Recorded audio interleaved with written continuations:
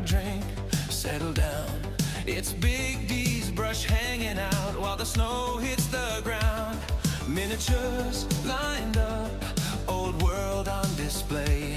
A warm hoodie on, cold beer in hand, painting winter away. Big D's brush, where the colors come alive. Soft lights, chill nights, hobby mode as we vibe. From base coat to highlight, watch the armies arise. Big D's brush, relax and paint the night. So crack a beer, join the crew, let Christmas flow. Big D's brush is live. Happy holidays, let it snow. Merry Christmas.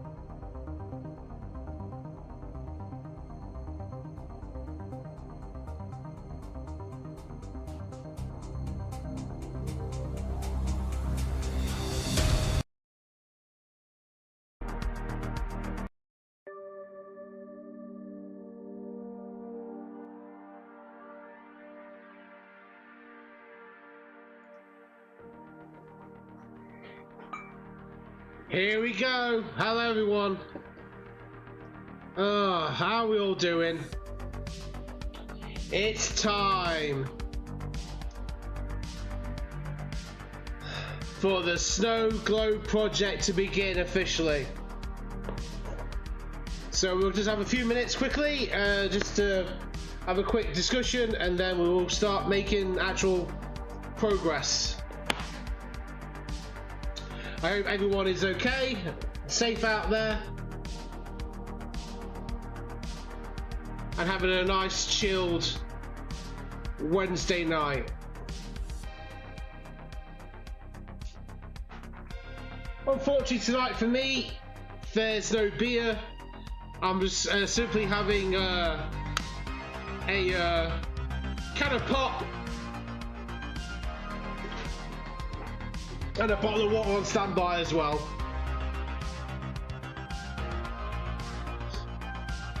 Solo gaming there in the old chat. Hope you're okay, pal. Thanks for saying hello.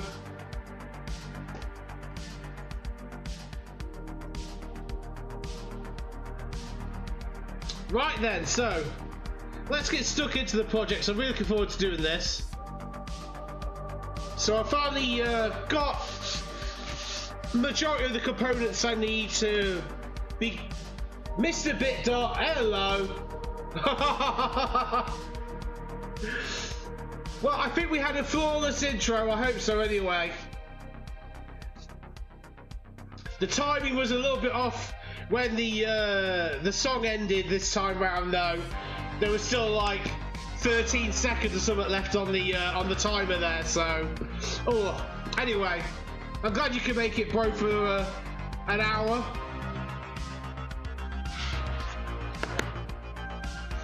So just about to go through the building. How's all your are you be doing stuff for your stream, broski there?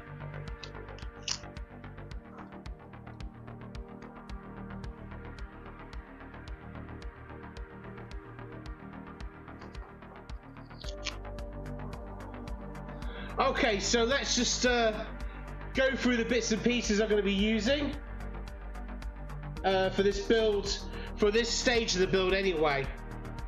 So the first thing I'm going to do... Okie dokie, thank you, broski, thank you for lurking. So the first thing I'm going to do is, I think the best thing to do is maybe start building some layers of cork that we can shave down, because this is going to dictate the height of the tree essentially inside the globe. So this is, like I mentioned yesterday, this is a self adhesive backing cork sheet that I got offline, okay? Now, again, I somehow don't think this is going to be, this wasn't intentional. I didn't realize it was actually self-adhesive. Solo game in there. Who invited this weirdo? Well, so yeah, so the self-adhesive backing on the cork, it isn't really what I needed or wanted, to be fair. And also, it won't be up to the task. It's basically, it'll be any kind of moisture on this, it would just peel away anyway. So, I mentioned yesterday about my choices for the type of glue I was going to use for the project. So, like I said, I could just use a super glue, a CA glue, okay? Something like this.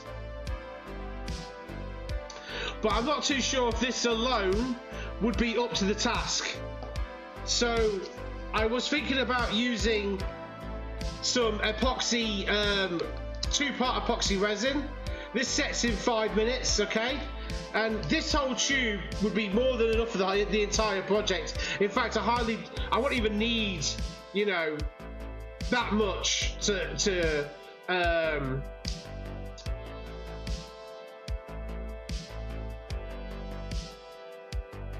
you use model cement when, so you actually you glue your Lego together then to make sure it obviously stays together there, Solo. Yeah, that's a good shout. It's a good shout. It's a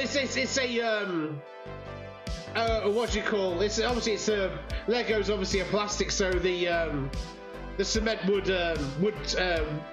weld it together. So I was going to use this. I was going to use some epoxy. However, it is a bit cumbersome, and I think for this, it might be a little bit of overkill. However, I will need to use this for planting the tree into the cork eventually. Okay. What I'm going to use to stick the cork to our the base of the snow globe, I'm actually going to use this stuff here. I went to like a DIY place or whatever just to see what kind of adhesives they had.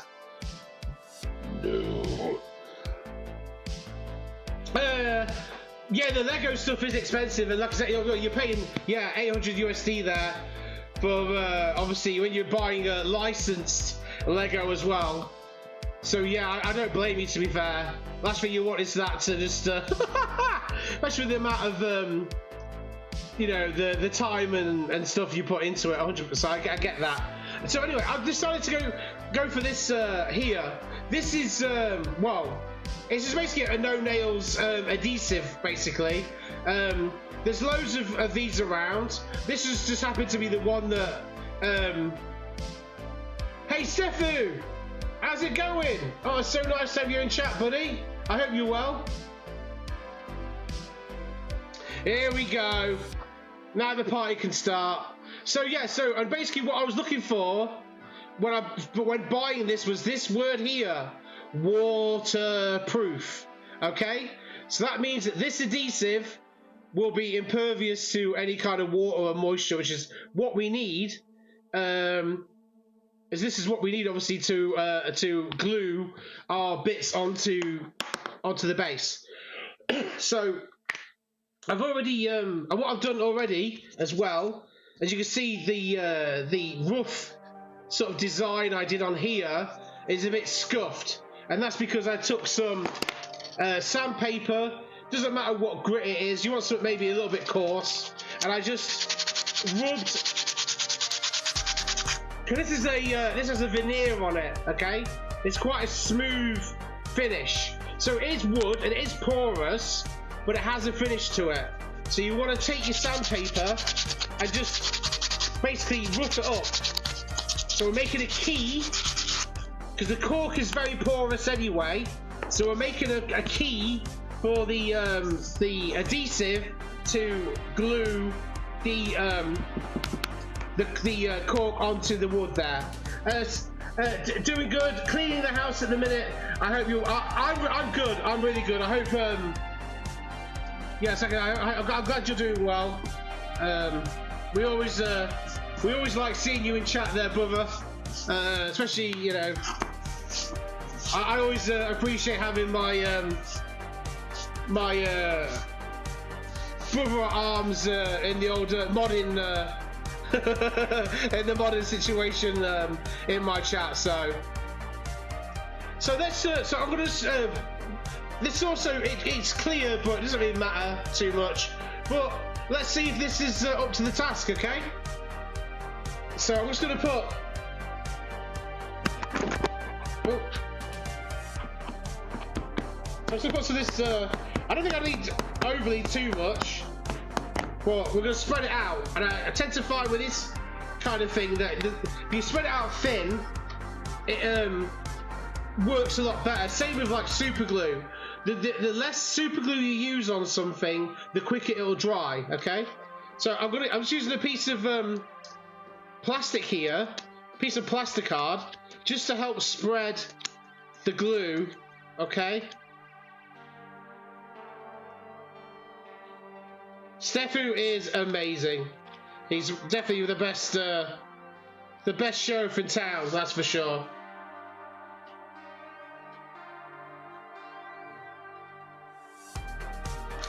So there we go. Just spread some of the adhesive on there. I'm going to take the piece of cork. Okay, this is the first piece of cork, and I'm going to kind of just do this. Like I'm going to push it in and then sort of move it about a little bit, okay, just to really help the glue key in there.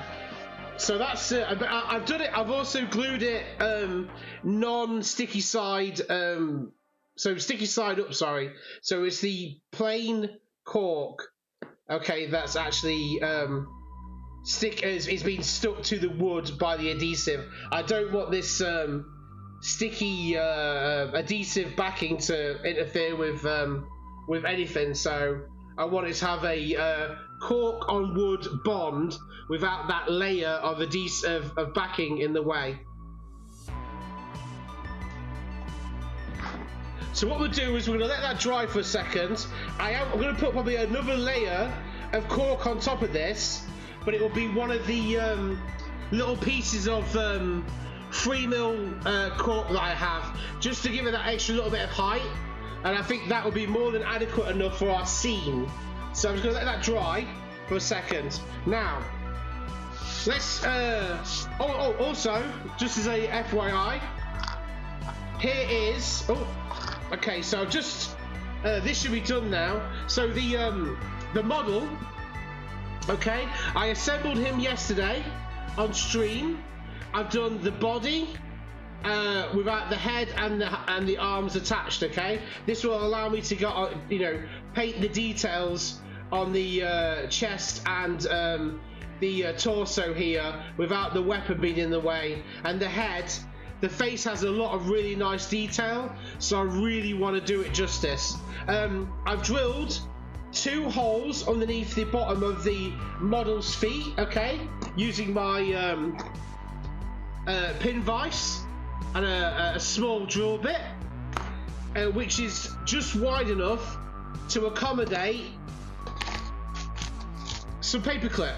Okay, these are cheap brass rather.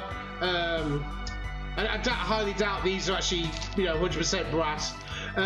Paper clips, and these cost like, you know, £1 or whatever, less than £1 from a cheap shop, and that will help you to enable you to pin you know, 1 million models, you know, because you don't need much of the paperclip to pin your model into the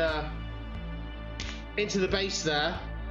But I'm gonna leave, I don't know, just over 1 centimeter maybe. Okay, of paperclip, maybe just over a centimetre or so. This will allow me to, one, I can stick it into, I don't have one here nearby, but a wine cork or champagne cork, and you could just literally drill a couple of holes and push the pins into the champagne cork or wine cork, whatever you want to use, and that will basically give you a holder to paint your model. Okay, so it's not, you don't need to glue it onto the base or anything like onto a separate base or anything like that. You just push it into the cork and then paint away, and then when you're done and he's varnished and he's dry, you just pull them out, and then we can shorten the pins ever so much, by another maybe like half a centimetre or so. Snip them, and then we can push that into the we'll drill a couple of holes, and then we'll push him into the scene, and then we can build a little bit more scenic detail around his feet and so on.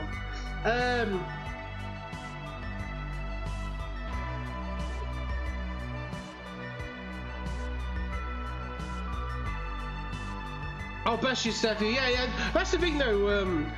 Time differences, time zones and stuff. It's always a pain and an issue when it comes to this kind of thing, especially when you know people from around the world because of streaming. It's always not easy to attend the streams as much as you would like to, or be involved as much as you like to. So it is difficult. Yeah, exactly, Broski. It is difficult. It's just one of those things. It's a shame, really. So anyway, so that's the model there. I hopefully, if the weather is weather willing, and it's not, it's been really wet and horrible today. But if I can, I will get this guy and the other components primed, ready to do some painting later in the week or over the weekend. I might not necessarily paint this guy on stream or anything like that, just because these streams themselves are more about the Snowglobe as a whole, not really a painting tutorial. Oh, bless you. Oh, bless you. It could be yeah. Okay, so we're gonna put the model to one side. He's all taken care of, nothing to worry about there. So let's talk about the I suppose we'll talk about what we're going to use to help build up the ground cover, what I said undulation before, but it's not really undulation, it's like a hill. It's so I'm just using, I'm going to use this stuff here. Okay, this is a fine surface ready mix filler. You don't necessarily need to use the fine. I've gone with the fine stuff just because I want to have obviously like a smoother texture to it, because as I said before, I have a feeling that the snow effect stuff that that my brother got me, which obviously I've asked for, obviously for my Chaos Army project, I don't think is waterproof. So if I used it on the model, on the diorama, after being exposed to the water, I think after a while it will just like turn to mush. So I may have to find a way of using maybe filler and paint to make my snow effect. Possibly, maybe, we shall see. But this is so that the fine stuff will help me do that a bit easier. And the great thing about this again is it's it's quick setting, it's crack resistant, and it's for interior and exterior use. So that basically means exterior use, it'll be suitable for it's water resistant basically.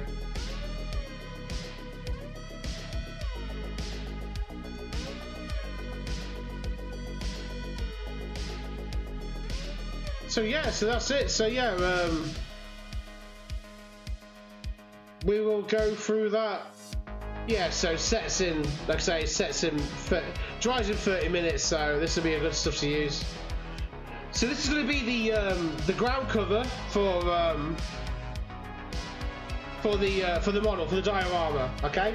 For the main bulk of it anyway. I may have to, in some areas, maybe mix a little bit of sand into this as well, give some texture. We're going to be probably pushing our pieces of slate into this as well to give our little kind of mountain-esque style scenic feel, which I will talk about next, just to show you the things we're going to be using. So this is some crushed up slate here, okay?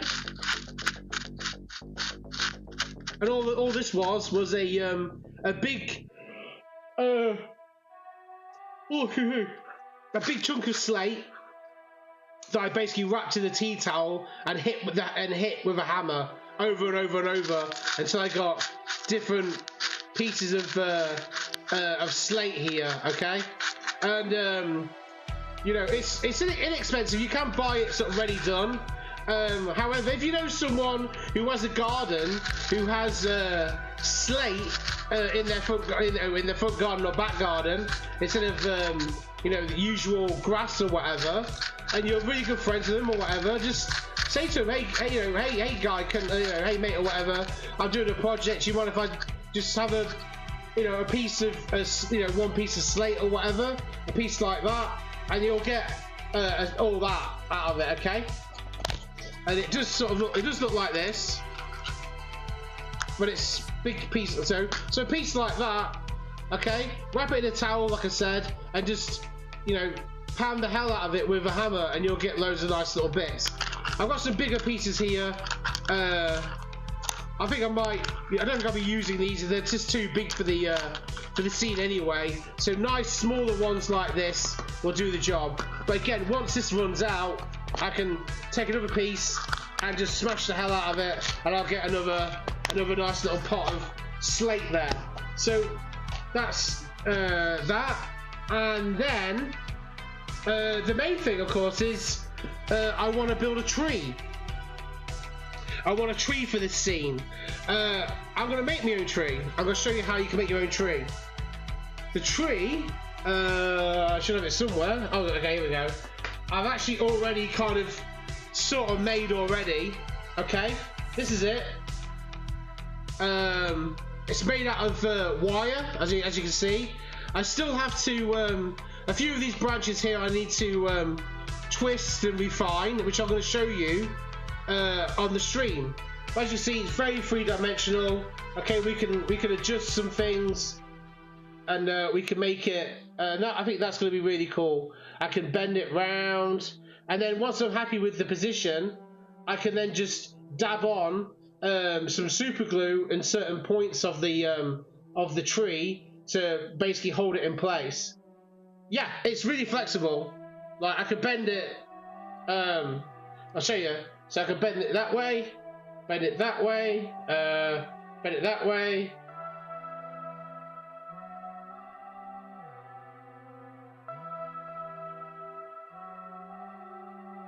What, the flexible? I mean, I love Bob Ross. No, I'm not too young at all. Like, well, I'm pushing mid-40s now, so happy little trees. That's the one.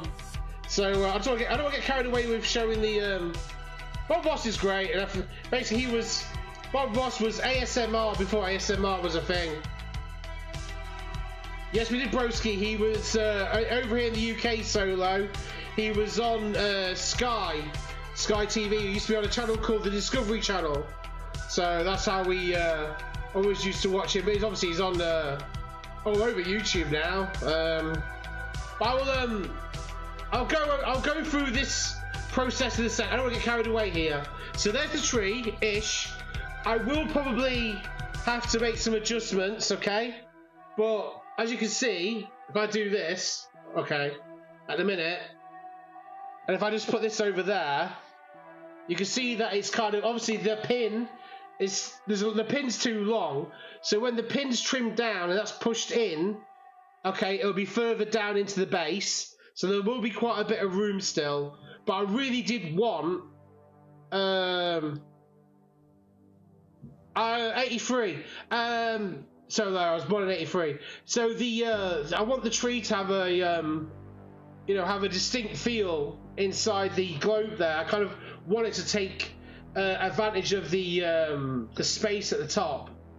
I really wanted this guy to the tree to kind of overhang the model inside the base a little bit. So, but don't forget the paper clip, sorry, that's there.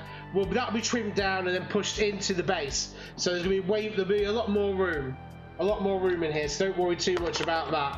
But that gives us a rough idea, okay? So once I've trimmed it down and stuff, that will fit in there fine. And it's a dead tree anyway, so I ain't got to worry about any kind of foliage or anything like that on there, okay?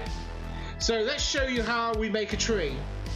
This is going to be the main part of the stream today, and it's already half an hour into it, so my broski only has... Well, that's better, my throat was really dry there. Only has half an hour left to be able to watch. So, what do we need to make a tree? Well, there's a couple of different ways you can do it. I'm going to show you the way I did it.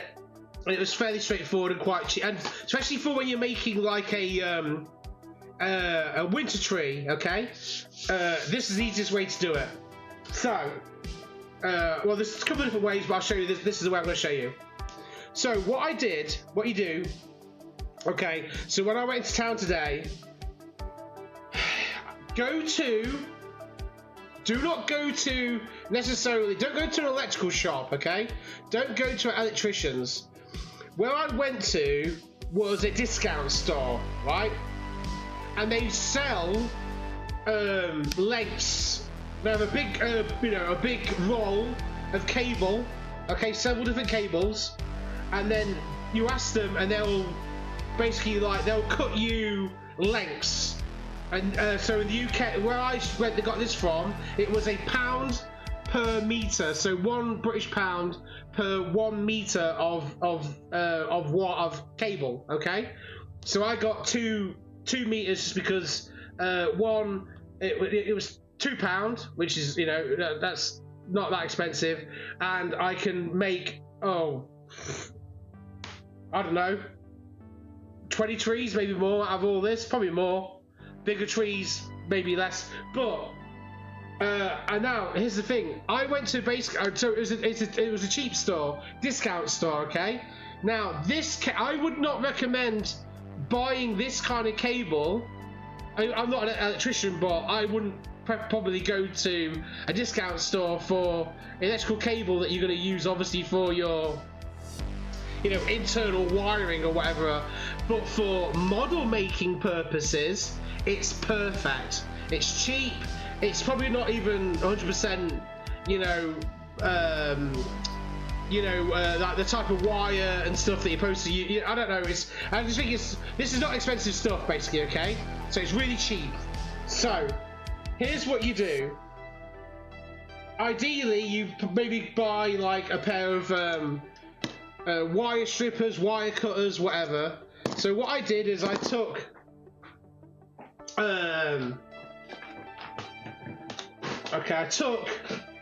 where's my pliers? 1 second. Okay, so I took these are just some these are Zuron, these are actually track cutters, because I don't actually own any wire strippers or any wire cutters or anything like that. But I took the 2 meters of cable, and I basically started to cut these into lengths, and I think I cut them into about 4 lengths. So I cut them basically into like maybe 4 half-meter lengths. Okay, and so these you need a pair of cutters of some description, maybe some side cutters, something like that, and just obviously cut through. If you have a big length, cut it into pieces. Okay, I recommend maybe going for half-meter lengths. We got a bot in chat. No!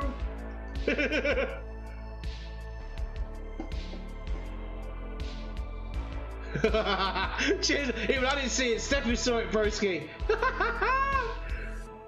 Come out, look, he's on the ball. Okay, so use some side cutters of some description to basically cut the cable into lengths. Oh, by the way, incidentally, the cable I brought was like a free core. Okay, it has free wires inside the cable trunking or whatever it's called. Okay, now what you do, you have an option. You can either use some kind of blade, like a Stanley blade or something like that, or just or whatever, like a box cutter, whatever you want to, whatever they're called where you're from. Okay, this one happens to be a Stanley, really sharp blade, and just cut in. This plastic is this coating is quite thick. Okay, but you'll cut into it. Okay, and that allows you to then start to, once you have a decent split, okay, just carefully. Remember, keep the in this case 110%. You are cutting flat. Okay, this is not. We are not using. Well, in the UK we call it a Stanley knife. It's a. This is called Stanley knives, mate. X-Acto is actually a brand. Okay, X-Acto is a brand. Just the same as. Like in the UK, my preference for scalpel is Swan Morton, okay? UK-based company. Swan Morton scalpel blade. These are surgical. You get X-Acto knives. You can get X-Acto.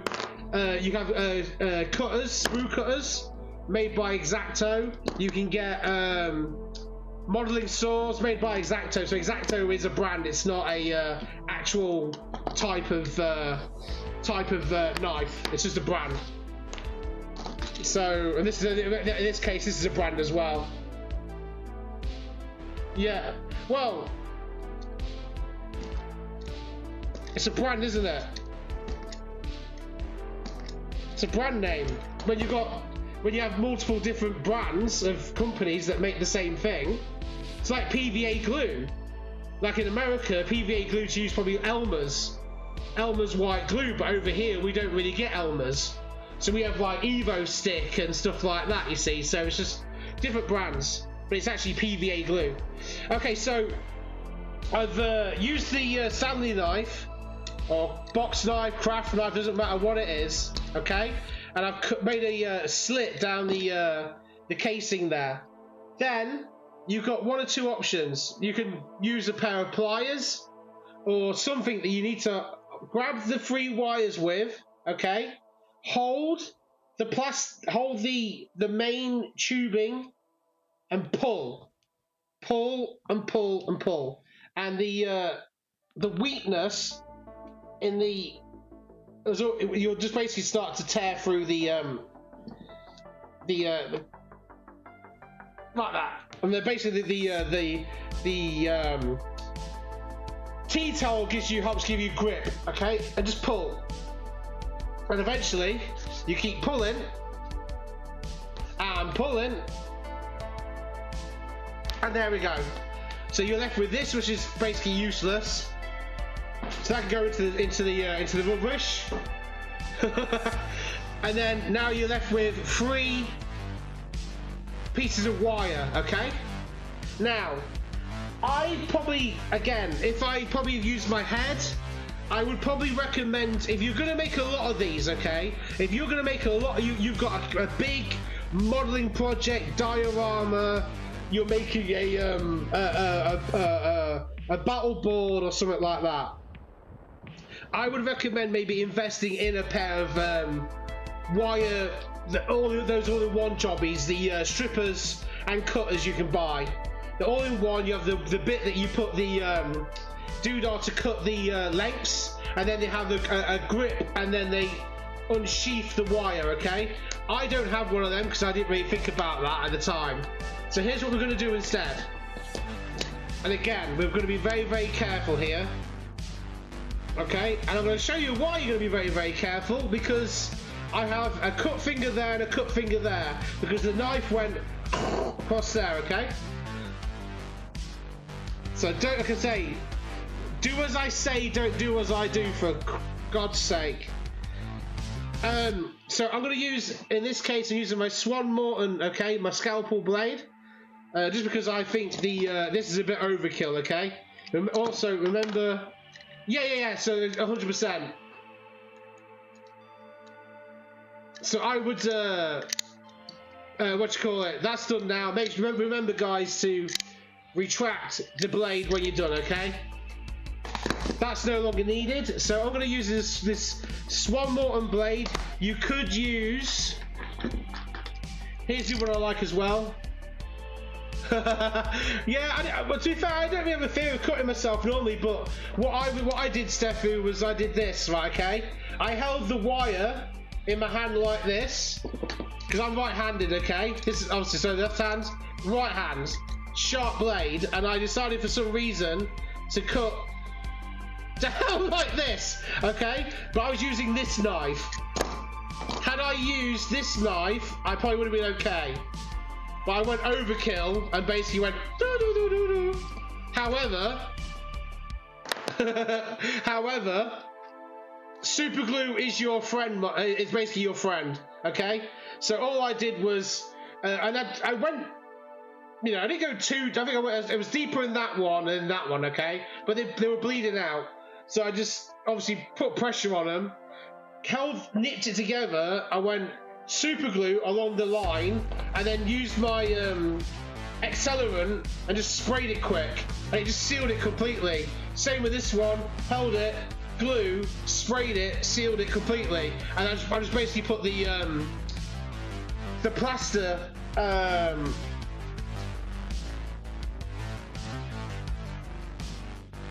Oh yeah. I'm gonna say that. Don't worry. And then I put plaster on the clips off. I've got, like as Mr. Bitdon says, no, this is not a medical advice or anything like that. However, I will say that if you like cut yourself a little bit or something like that, super glue does work really well. It will help stop the bleeding, then you can put a plaster on it.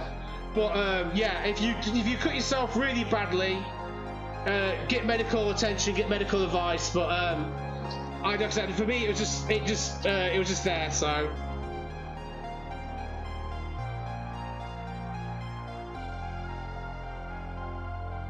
yeah, so I'm just going to use the Swan Morton blade there.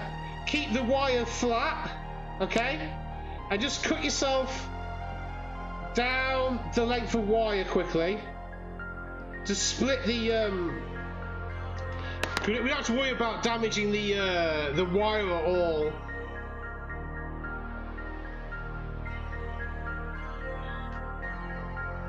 Okay, so now we split the wire again, the casing rather. Okay, there we go. Right. So there's our lovely wire there. And you basically could do the same thing as you could do with the what do you call it? With the white trunking. So what I do here, grab the wire with some pliers this time round, hold them, and just keep pulling the casing down. It tends to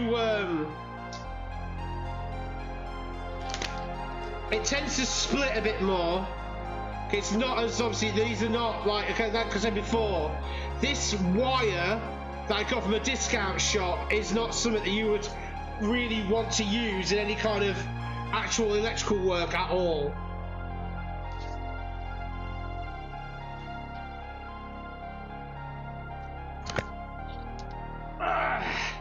There we go, boom. I used pliers this time, okay?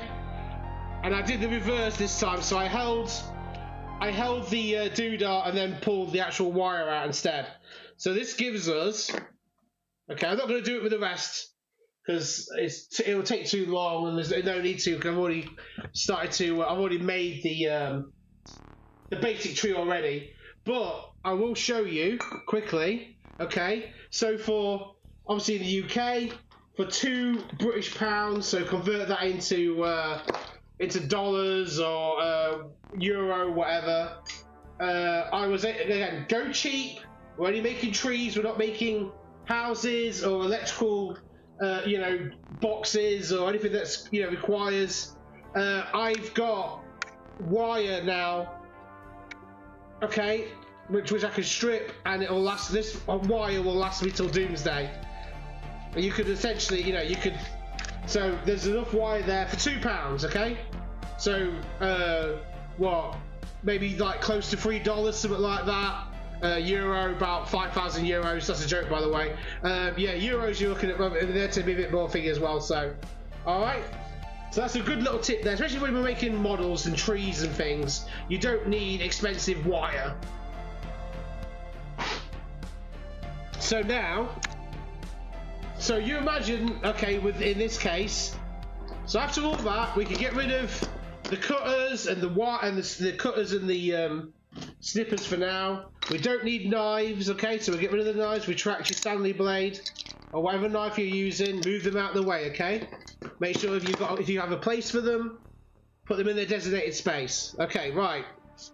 One good thing as well and this is, I get one of these things where I should basically like do as I say, don't do as I do, because I don't really. But good housekeeping is really good to practice. Good housekeeping. I don't think it matters what kind of hobby you're in. Always give yourself a dedicated space. Always keep your dedicated space clean, tidy. You know, even hygienic. Keep it hygienic. You know, you don't want it to be a bloody you know, mold and all this kind of, you know. Even if we're not dealing with necessarily things that are alive, but say you maybe, you know, you might have some lunch or something. You might eat your lunch off your table. Sorry, you have your plate here or whatever, crumbs and things like that. Make sure we clear down. Make sure we make it accessible, clean. Use some sterilizing wipes if you need to. Just keep it nice and tidy, okay? Give yourself room to breathe. I think it's so much nicer in your head when you have a space that is clean and tidy, accessible. It really makes you want to actually, you know, work. It makes it so much more nicer. So here is okay, the wire. So this is what we got out of that length. Okay, we have all these lovely tiny, it's almost like you know, basically like it's almost like hair, you know, strands of hair. Okay, really fine strands.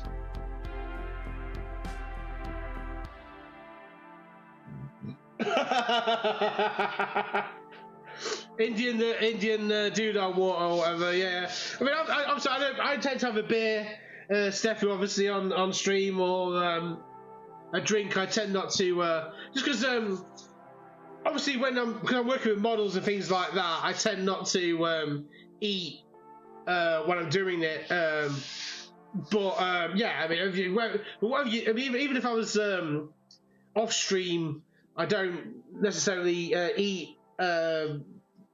You know, while I'm working, and then I'll make sure obviously my hands are washed, clean, and ready to handle my models and stuff. Last thing you want is any kind of grease or whatever, you know, on your models. So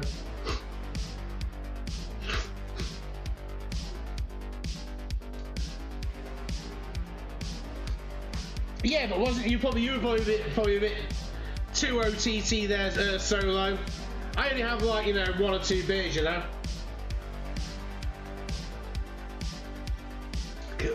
That's kind of the gimmick of the streams, you know. It's kind of like we have a beer. I have a beer, and you know, beer and chill, do some modeling. You know what I mean?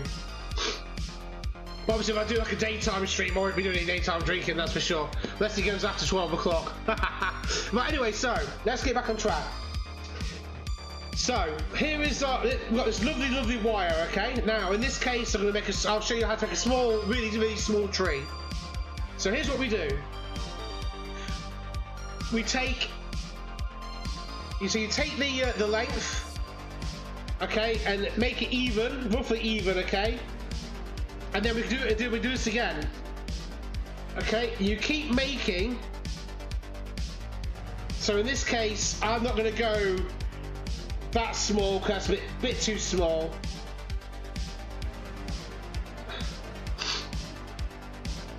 So this is going to be, so I folded it, I'll just show you again. Okay, I folded it once, twice. So what we have at the bottom, we now have the bottom half is 2 loops. Okay, 2 loops.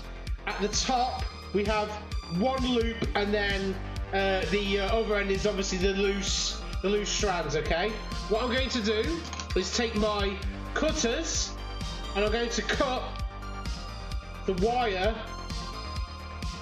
here, just basically get rid of that loop, that top loop. Okay, so now this should all be up more or less. Okay, these rail cutters aren't the best, by the way. These got damage ages ago, which is why I use these now for my actual miniature modeling. So what I've done now is got 2 loops, and then all this lovely stuff at the top here we can play around with. So here's what we do. Decide how long you want the base of your trunk to be. Okay, so in this case, the length of my trunk, the start of the trunk, is going to be about a thumb's length. Okay, thumb's length. So what we're going to do, so I'm going to put my other thumb, so my left hand, okay, my thumb is just above where I put my right hand thumb. Okay, and now we're going to twist. We're going to hold it and twist. We're going to twist. Now, if you want to, this is where your pliers come back into action. Take your pliers and use them to twist. Okay, don't worry too much. To use them to twist your strands together. I'm using my fingers because I'm used to it. Okay, but so there's the base. There's the start of our trunk. Remember, this is a really small demonstration tree. If we were doing like a nice proper, like a slightly more scale tree, okay, so it may be like I don't know, 10 feet, not 10 feet high, well yeah, 10 feet high, 12 feet high, 16, whatever, in which would be for a battle board, for wargaming, is maybe a bit overkill, because bearing in mind what we have on the tabletop is representations of terrain. It doesn't necessarily have to be all to scale. Okay, but you want something that's roughly to scale. So now what I've done here, okay, and the wire will just twist together.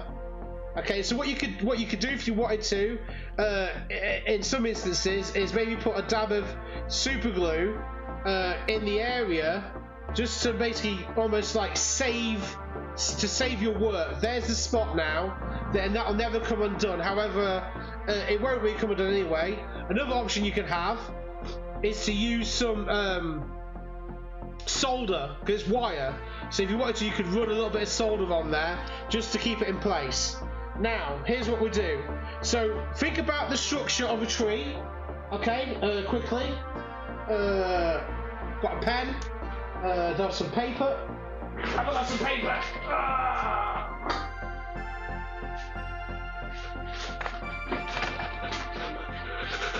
Okay, this will do. So think about the structure of a tree, okay? So, a tree, you have your trunk. Okay, and that usually is kind of like thing is this. That obviously the trunk has basically, because that's your ground, and the trunk obviously has structures and roots that go into the ground. Okay, so obviously in this instance, if I snip this loop here, okay, we can then pull these loops apart at the bottom. Now we have our trunk, and these are now our roots, okay? But then what you would also do is you would take some kind of pin or paper clip or something that you would use, okay? So we'll take our paper clip and I would push a paper clip inside the wire, okay, and then glue that in, because then that would give us a pin to glue our tree, to help basically pin our tree into the ground, and then we can build the scene around it, okay? Which I've already done on the tree that I've started making already. So that's basically our roots. So now, so basically on a smaller scale, we've made this section here. So now, a tree basically tends to do this kind of thing where it will kind of do this, and then it kind of does this kind of thing here. A basic tree, okay? So now the main trunk goes into 2, okay? And then from there, we tend to basically, like, as it is, you know, we branch off. So you branch off, and then another branch there, and then that comes down there, and then another one goes down there and down there, and then this one here might split, okay? And then this one might split, and then and that branches off here, and that branches off there, or you have a branch that hangs off down here, or a branch that hangs off down here, around there, or whatever, and then and it basically strings out like this, yeah? So what you kind of have is basically a Y shape. You have basically a series of, think of it as a series of Ys, okay? Y, Y, Y, Y, okay? And then a V or whatever, a V, a V, a V. So that's how, that is the basic kind of idea of a tree, of essentially, okay?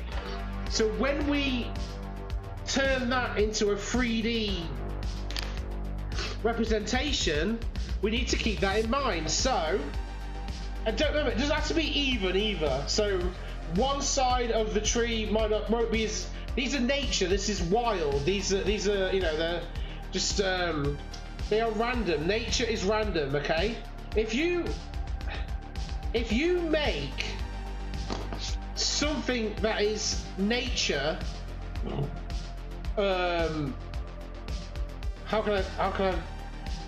okay, so the more random it is, the more natural it will look.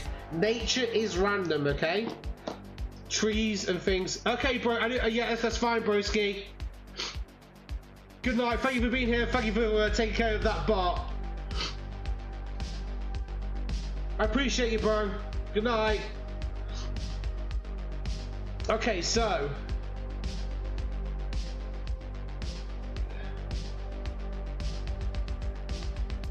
have I still got Steph who's still in the house there? I assume probably Solo's still kicking around. So let's just so what we're gonna do now, okay, is we're gonna twist these two. So I'm gonna start basically twist these two branches into their own separate. Okay, so now we've got this kind of thing going on, okay guys? So that is now turning into this. So now I've made my fork in the road, essentially, okay? My fork in the road. So that's that, and then we can then, you can separate. The great thing about using this kind of wire is you can separate then strands, okay? But so what I want to do ideally is make this branch a bit bigger, okay? Start with one side, then work the other way. Then split that into two, sorry. And twist those ones. Or twist those ones. Okay, so then we've got another doodah there. And then we take this one, split that into two, or as many as you want. split into 2, split into 3. We can take it and just make them smaller, shorter. We can clip all. We can basically use our cutters to clip these back afterwards. Okay. Start to twist them as well. Twist them, entwine them. Okay. Pull that one apart. Twist that one together. Then start twisting this one. Start twisting this one here. Okay. Nature is random. Twist. Okay, and then you split this one, and then we could probably twist that over, twist that there, split these apart. Obviously, the more wires you use, the more strands you use, the more branches we can make. Okay, so let's just leave that one there for now. We'll twist this one here. Okay, I think that's fine as it is. And then we can take this one here, split this one apart, twist this one, twist this one, split that apart, twist that one over there, add a bit of strength to that one, twist that one. Okay, and then start to leave your sprayed out end pieces. Leave those kind of like random and like that, okay? And then we take this one. Green Eye! How's it going? Welcome in.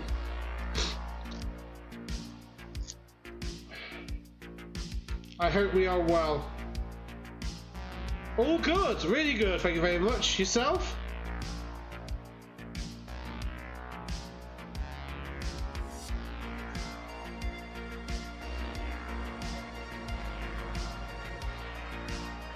Just making our demonstration for a tree.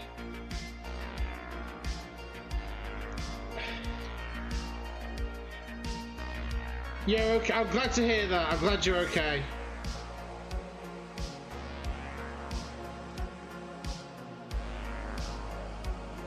What are you up to tonight? Are you still binge watching Ash vs Evil Dead? Or did you get that finished off?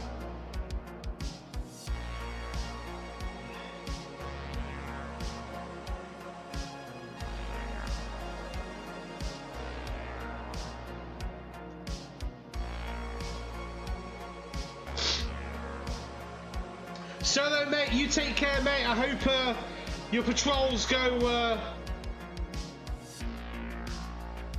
I hope your patrol goes well, bud. And I'll be sure to check my DM, pal. Don't worry, I'll check it and get back to you.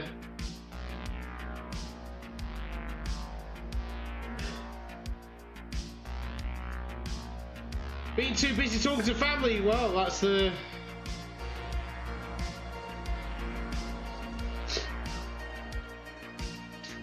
Stefu, where do you get inspiration for this? What do you mean? Do you mean for the hobby in general, or inspiration for the projects I'm doing now, or just inspiration in general?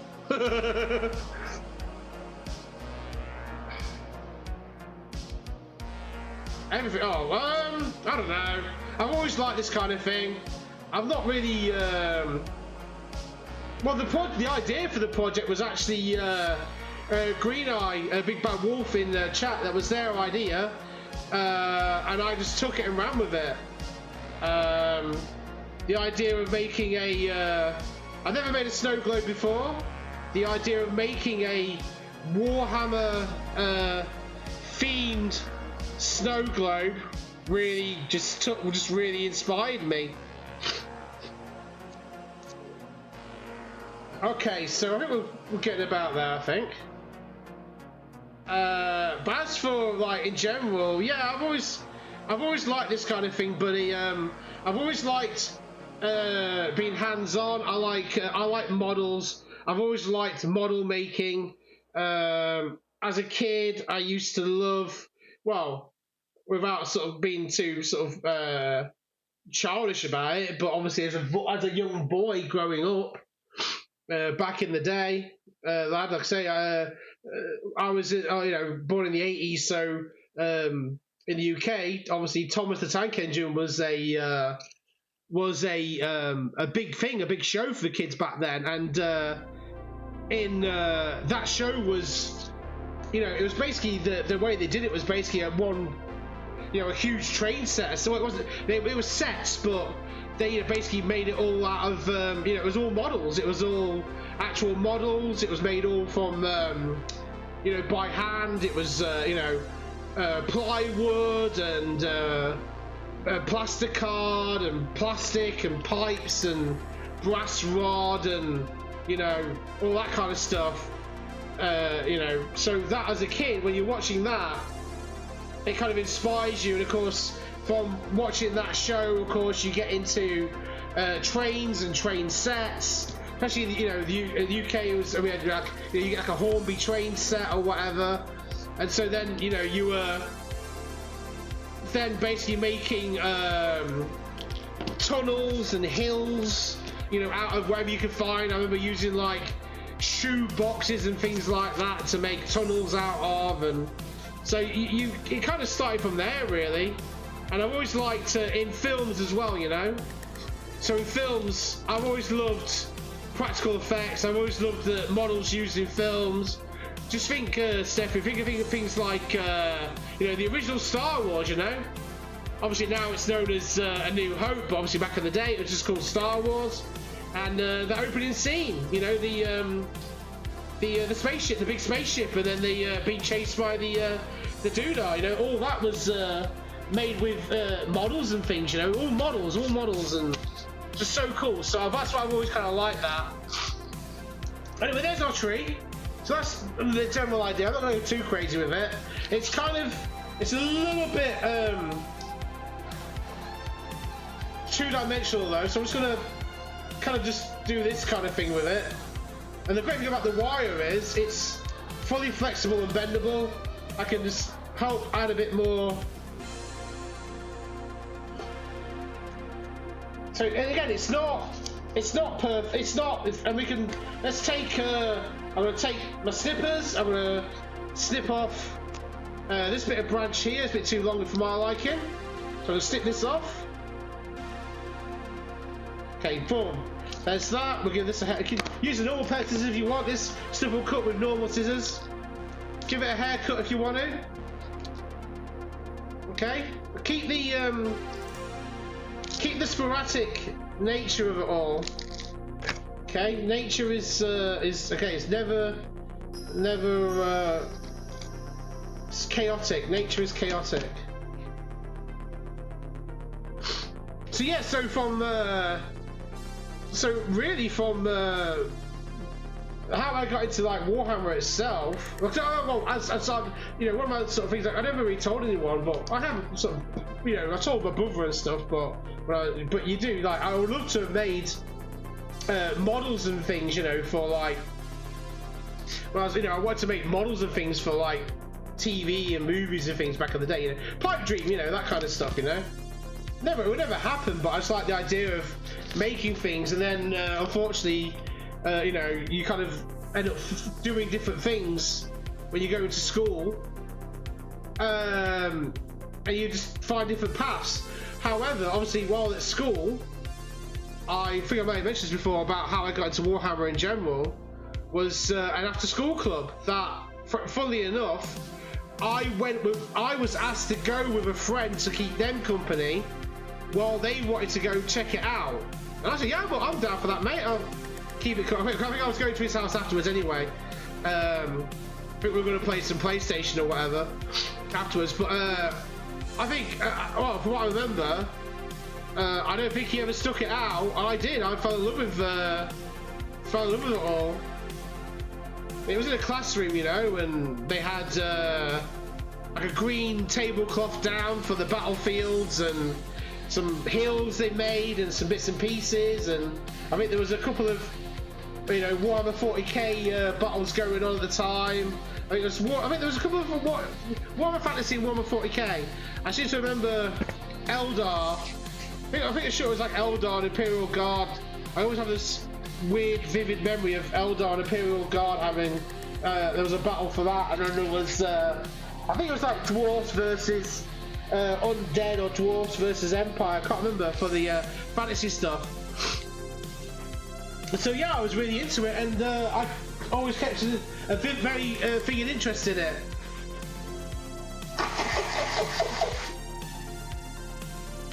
And of course, you know, as life would, what do you call it, doodah, time passes, all that kind of thing, I'd always sort of dip in and out of it. But then, you know, in the last, say, 10 years or so, this, you know, I really sort of took a big thing to it again. So it's just been really great, mate, to be honest with you. And having wanted to bring back the channel and do lives, you know, do lives, and hopefully start making videos again. Content is really good, and having you guys to talk to, and having, you know, the likes of you know, Green Eye Big Bad Wolf giving me inspiration, really, to say, you know, oh, have you ever thought about making a snow globe? It's Christmas time and that kind of thing.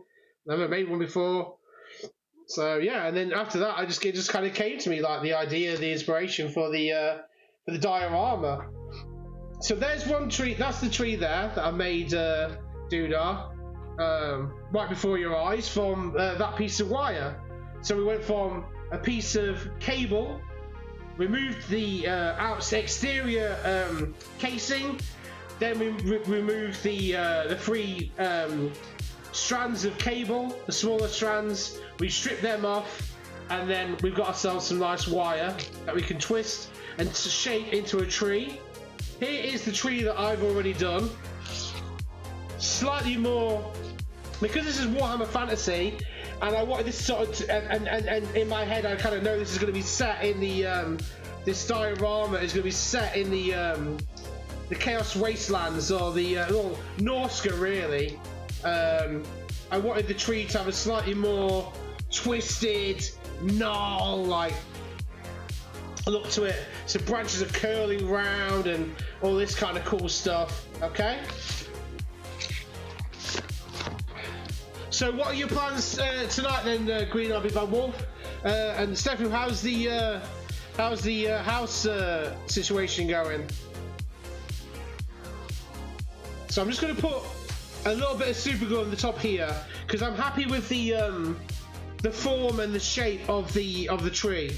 So I'm going to just basically save my work, essentially, by adding super glue to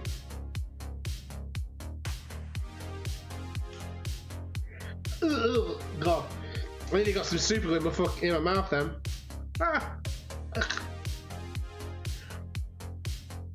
Man, one thing I hate about super glue and CA pots in general is after a while, even if you clean the lids, the cap always will stick after a while. You need to get vice grips and twist it and it comes off, but I forgot it would be in a minute. But yeah, so I just put a little bit of super glue onto my handy trusty super duper piece of plywood with MDF with some greaseproof.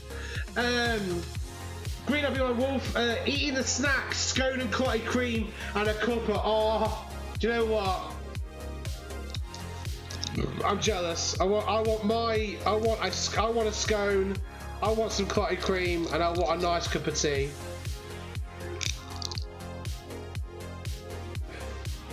I'm using the slightly thinner super glue here just because I want it to soak into the well, not the fibers, but I want it to go in and around the strands there. Stefu, house is finished.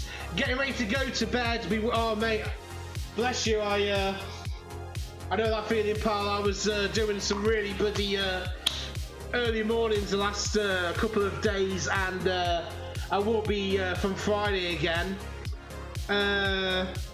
Oh, bless you, Stefu, mate. Go to bed, mate. Get your sleep.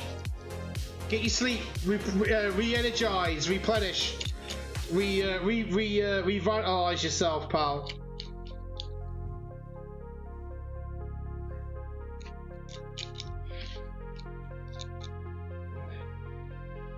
Suppose when the money's there, mate, you know what I mean, you go for it, eh?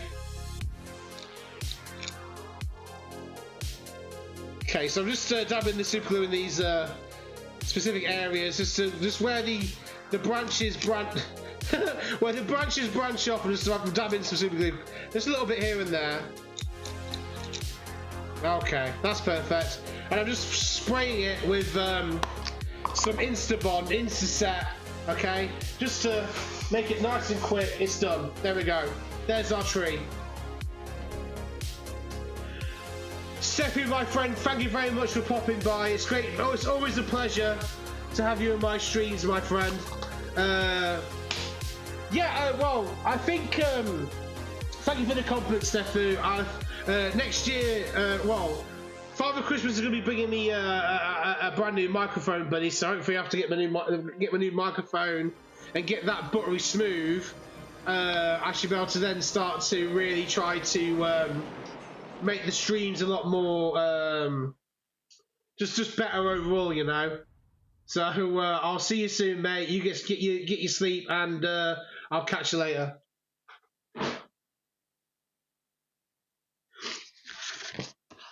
So there's our just rough drawing of a tree there. So that's that, and that basically is, obviously I've gone for a more twisted approach. So maybe just kind of thing like that. So that's really cool. So now, one thing we do need to do with this tree is we need to give it a coating. Okay. We need to actually give this a coating of something to help. Well, one, we need to make it look like a tree by actually having the what you call it, give it that branch to make it look like a tree. Give it bark. That's the word I'm looking for. The tree needs its bark.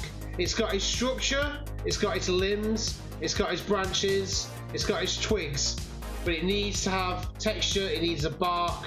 It needs something that when we paint it, it will give that really cool appearance. Now, again, whatever we coat this in will need to be water resistant, okay?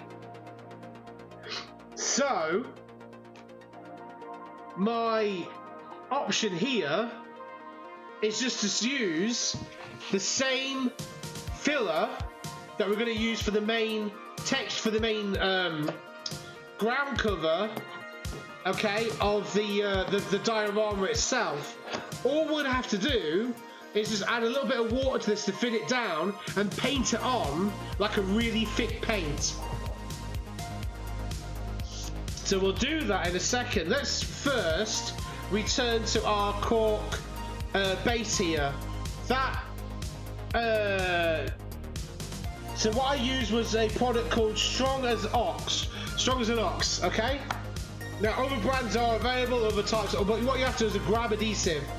Really strong, okay? Waterproof. They're interior, exterior, waterproof, okay? Those are the key words we need when we're making our snow globe, okay? Because it's going to be exposed to water, moisture. So any glue that's water soluble is going to be no good for this project. Just to reiterate that. Green Ivy Man Wolf, how's the scone and clotted cream there? I'm proper jealous now. Ever since you mentioned it, I've been thinking about I should have had some snacks to nibble on, really.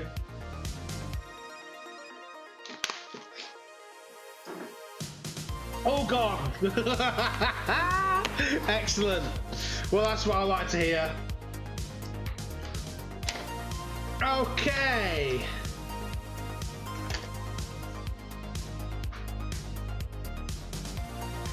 Just a quick doodle. I think I've had a message from Daddy D.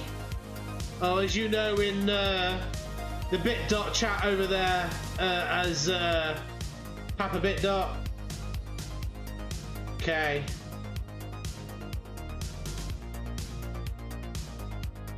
Right, there we go. Right, so here is our first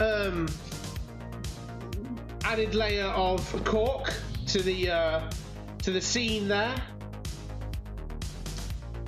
what did you miss? So far, okay, I made originally, okay, so I made, this is the tree I've actually made for the diorama using the wire method. Here was a demonstration tree that I made using, I just basically did a what do you call it, a quick drawing of the basic structure of a tree, the trunk, the roots here going into the ground, and how it kind of fingers off. And I just simplified it by saying, think of it as a series of Y's and V's.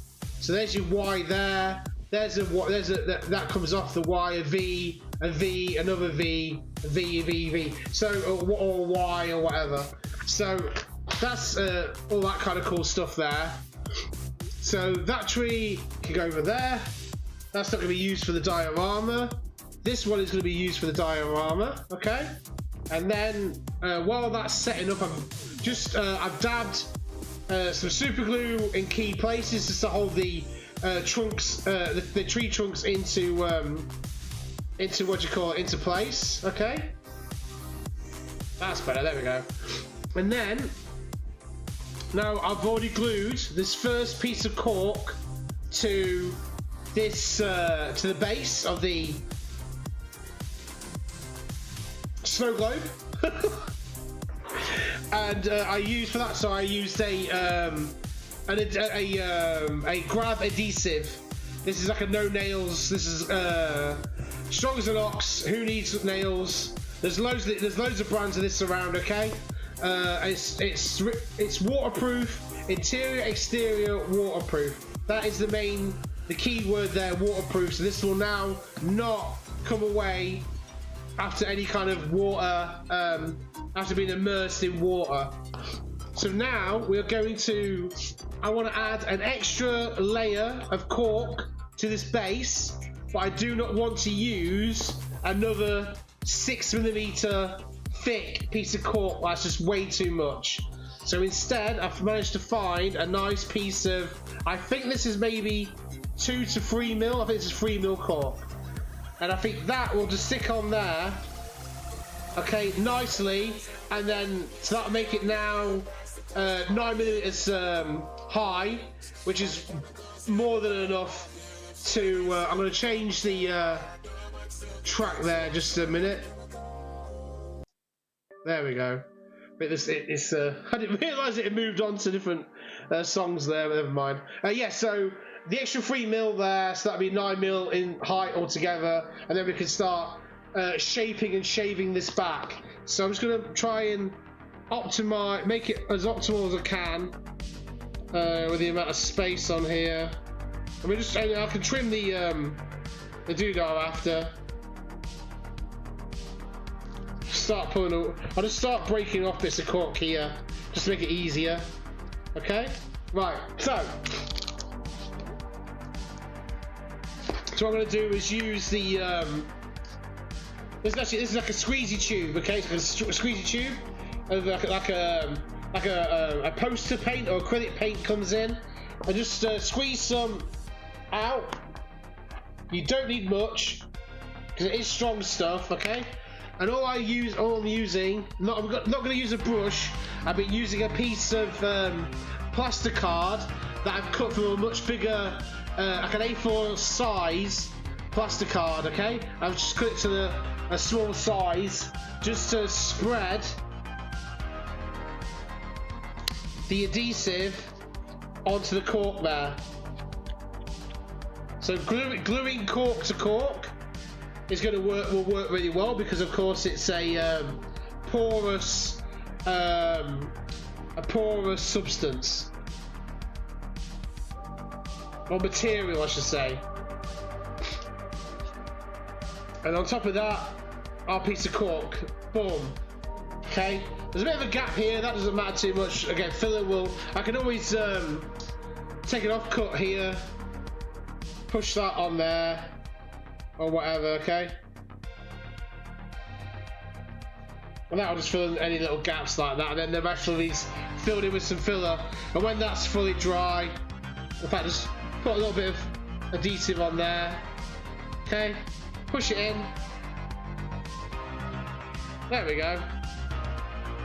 I'll fill in that gap nicely. So we need to let that dry for a second or two now. Well, sets in.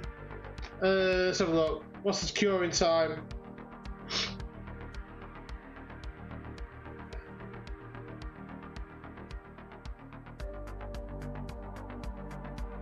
Well, it says fully cured after 24 hours, but I think after like maybe another half hour or so to be cured enough for us to shave away some of the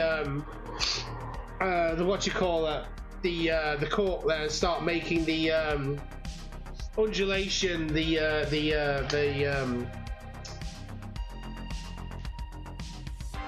like the slope for the ground there. So maybe while that's doing that, then we can now coat the tree in the mixture that I'm going to do. So we'll do that next. So I'm going to need another bottle of water because I need a drink, and I need to get something that I can use to. I might get a sheet of polythene or something like that, just to stick underneath the tree while I coat it in the mixture.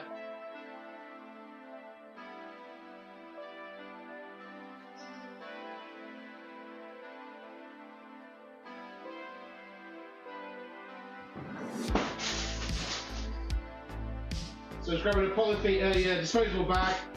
That's that, and then I just need something to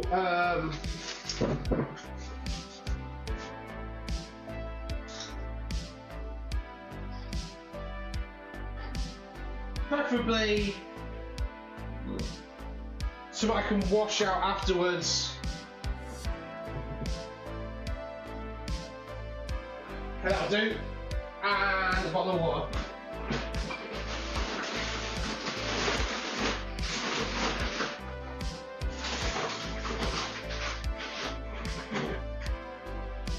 Perfecto. Okay. Polythene bag.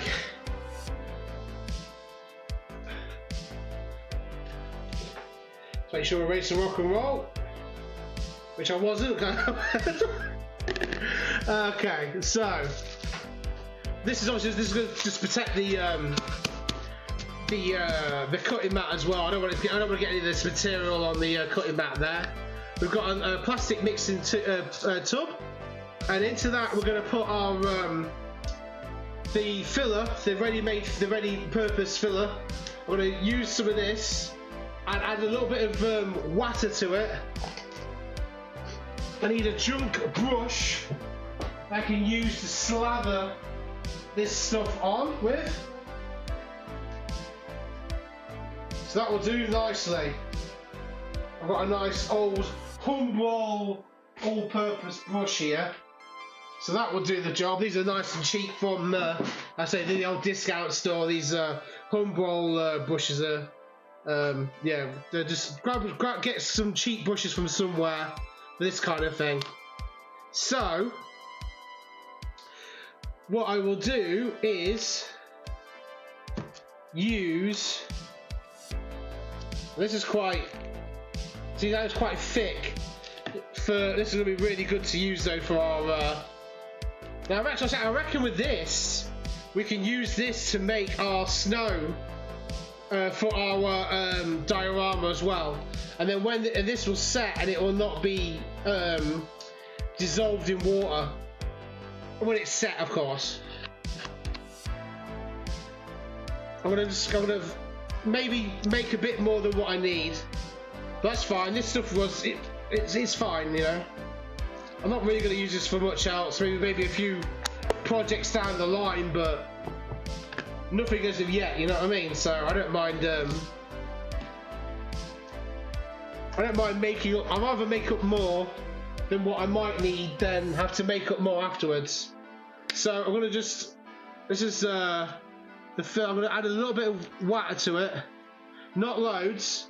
We can add more. We can't take away. and I will just use the back of the brush to stir it.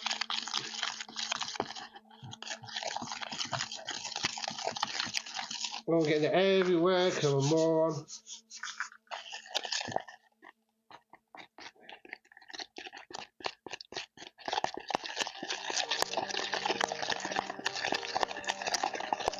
I think this should work quite nicely.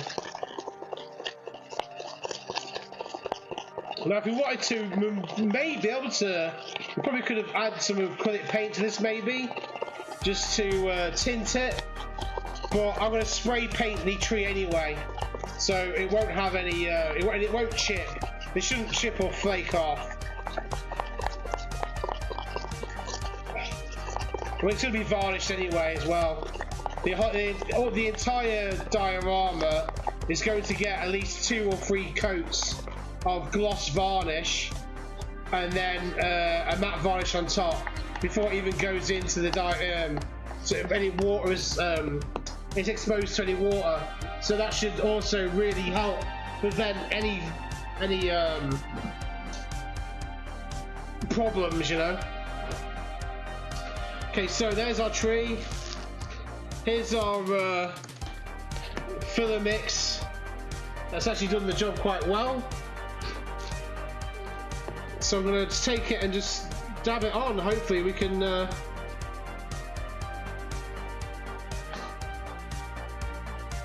I'm after... Well, this is great. Yeah, this is working fine. Look at this. Make sure to get the trunk. We can put detail into the trunk afterwards. All we're doing first is getting a first coating of this stuff, okay? Slather it on.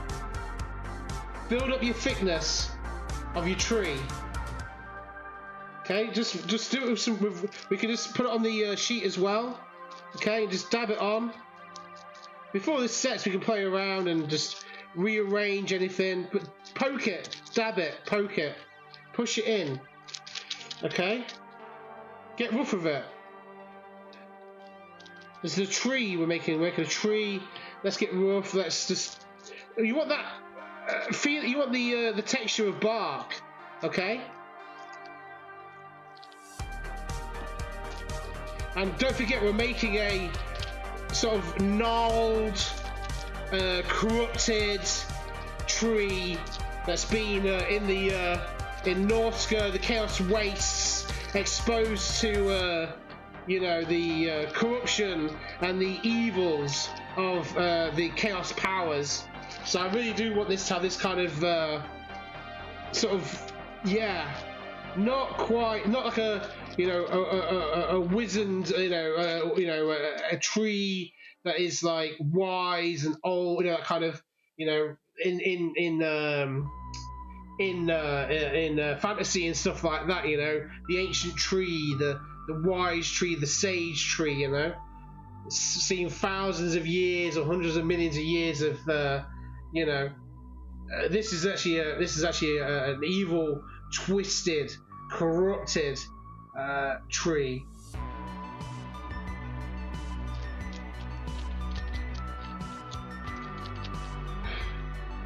So we go, these little bits of twigs, stab it on, and then we can start. Then, as it starts to dry, after it's dried later, we add another layer of this paste that I've made onto it.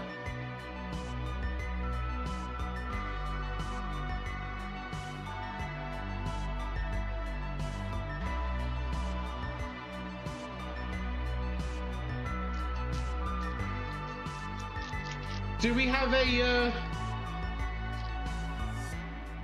what you call it? What's the entertainment for tonight, Green Eye? What is the in-flight entertainment for tonight?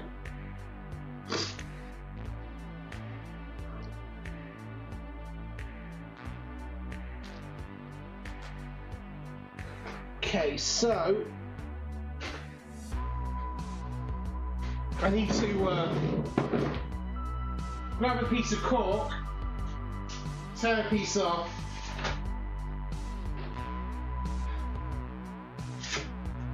glue it together. I'm just going to stick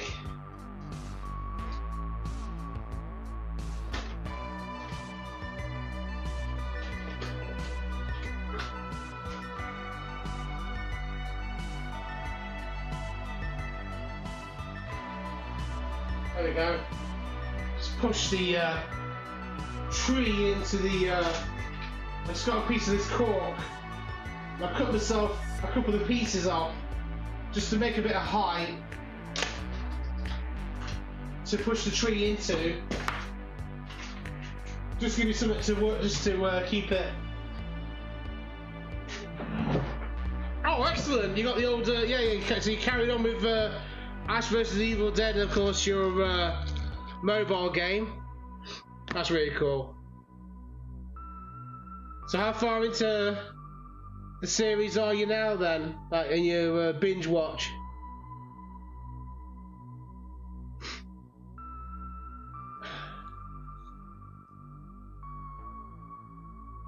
I'm not showing you guys anything, am I?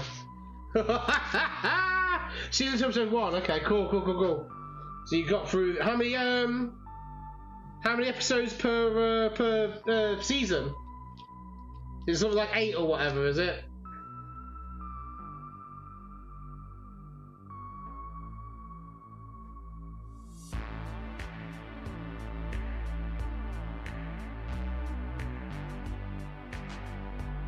Oh, there's 10 in season 2.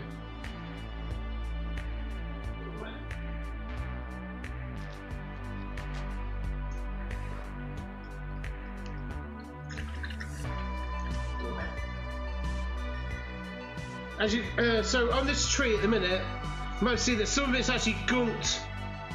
Oh, sorry. So okay, yeah. 10 in season 1 and season 3. Okay, cool.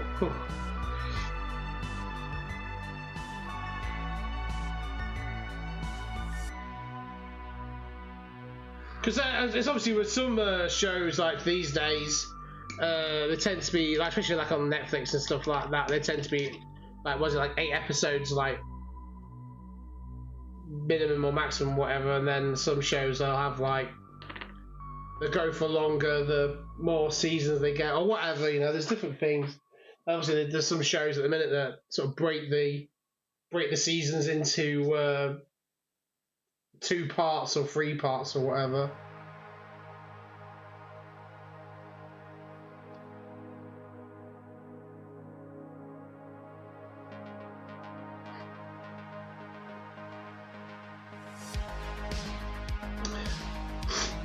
Okay, so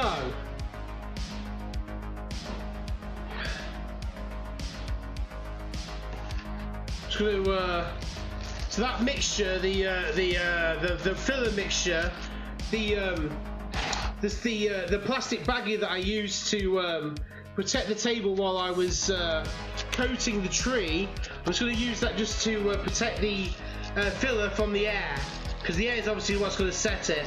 So if I keep this plastic bag over the top, it won't set, and I should be able to use this again in a second or 2. And I'll be able to use this for the ground cover, the actual ground cover itself.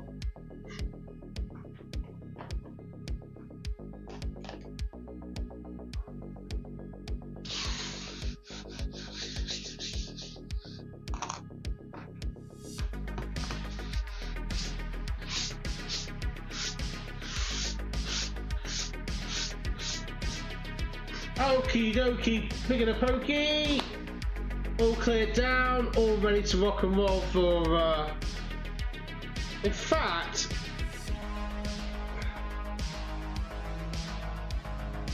while I have a bit or 2, because the cork is still setting on this before I can shave it down.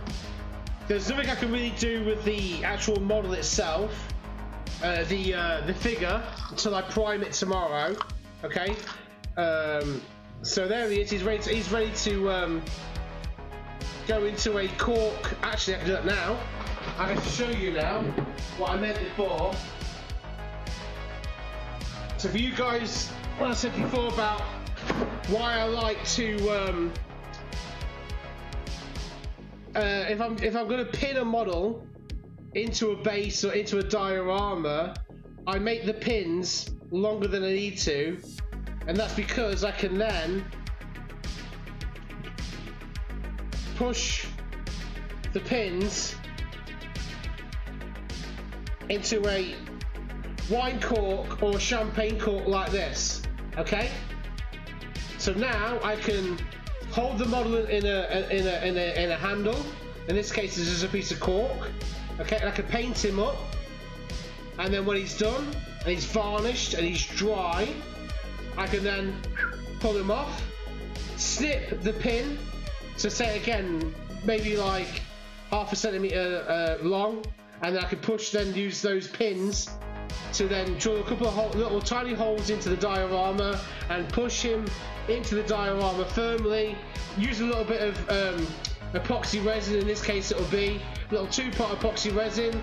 Like mix it up, dab, push in, and then that will set it firm. And then we can build up a bit more scenery around the painted figure. So legs, torso, all fully assembled, ready for priming. The head is inside in this little tub, and the axe and the hands, the arms, inside the little pot as well. So that's ready for priming. Hopefully, if the weather's okay in the morning, first thing I'll prime it, and then it's there ready for the next couple of nights to work on. So there's our tree drying away. Okay.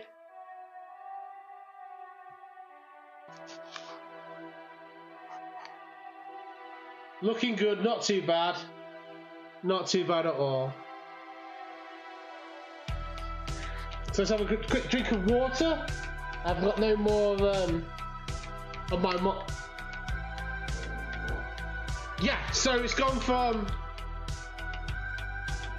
So obviously gone from like a basic wire structure like this, okay, now to actually having, we've actually started to make the bark for it now, okay? And I say the idea is essentially is that I could give you a rough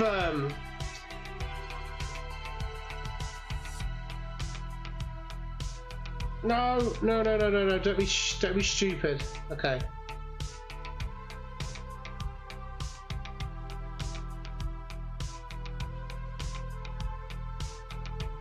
So this is kind of the idea. Okay? This is the kind of thing I'm trying to, and then we can translate that, this scene onto this.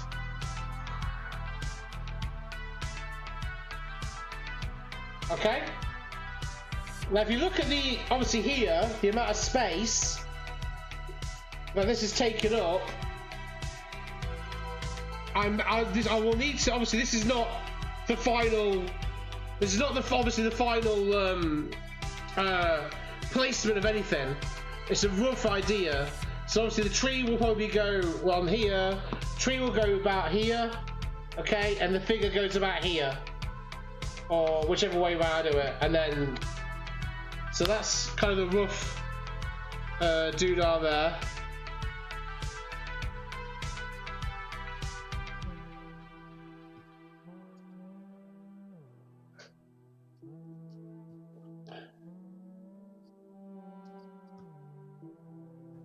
That's better. Didn't grab before, that was annoying. Because I didn't think it back and forth. You need to make sure you run it back and forth. But I think also it's got that bloody yeah, that's why it hasn't soaked in. I'm an idiot. Okay, right. I should have removed the crappy bloody double-sided shit. There we go. I'm a moron, okay? I'm a moron, plain and simple. Oh, don't worry. So yeah, so just in future, guys, if you have a piece of cork sheet that has a already has a double-sided sticky tape style backing to it, remove that backing, okay? Remove it, get rid of it. Get a knife underneath it and just pull it away. Because it's not porous. So the glue that we're using, which is a porous glue, okay, it relies on soaking into the it relies on soaking into the pores, okay, of the material that you're trying to bond it to. So for instance, wood is porous, cork is porous, paper is, you know, cardboard is. Anything that can soak, essentially anything that can soak moisture of some kind is porous. But like ceramic isn't, glass isn't, metal isn't porous.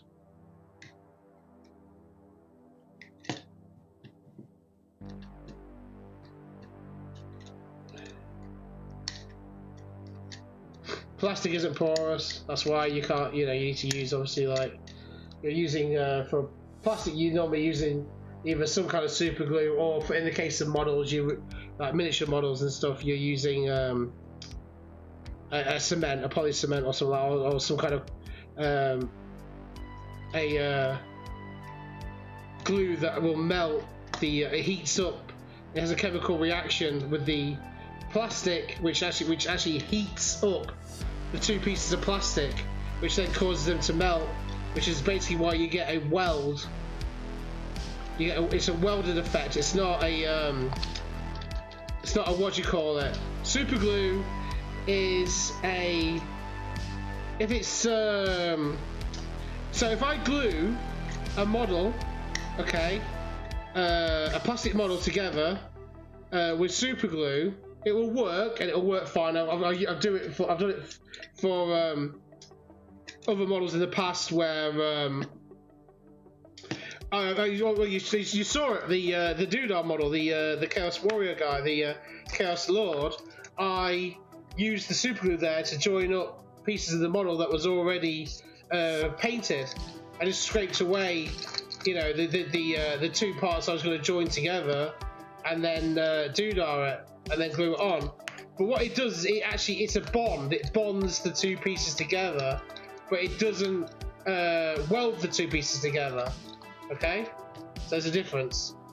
So it actually will be a brittle, which can be useful. So if you are gluing models to bases, okay, I actually recommend that you use super glue to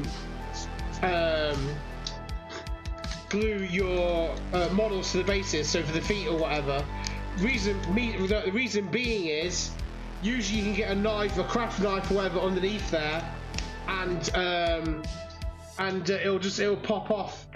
Whereas if you use, I've completely removed that backing now. This is going to stick on there a hell of a lot better. The what you call it? What am I trying to say? Brain damage. What am I trying to say?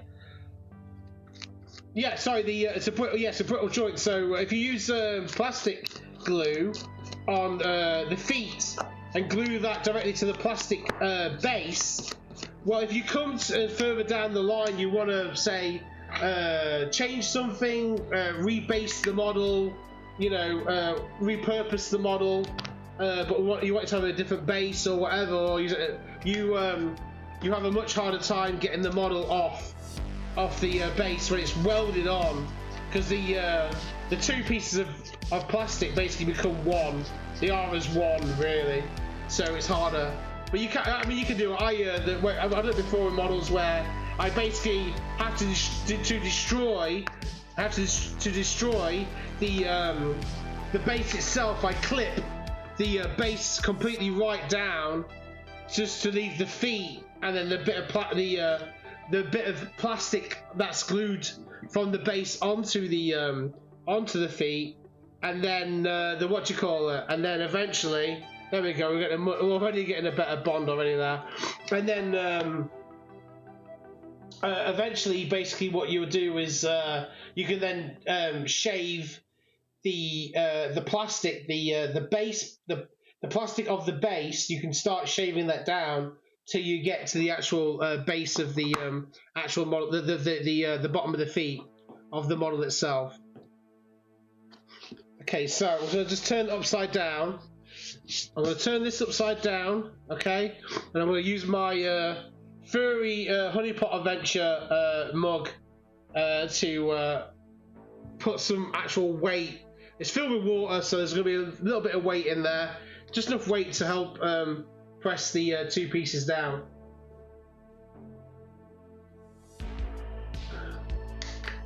Oh, so what I remember, I need to remove this guy off the piece of cork there, put him back there, put him over there, put that there. Okie dokie. So let's just have a quick little housekeeping session. We'll tidy away some bits and pieces that we don't need for the next segment for the project.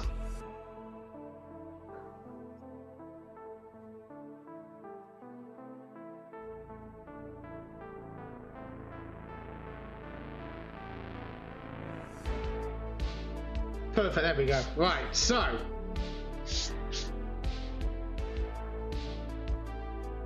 that material isn't. It's almost getting semi-touch dry on the tree there. I don't need it to be. I don't need it to be fully cured. I just need it to be cured enough that I can then start to add on some actual bark texture to it.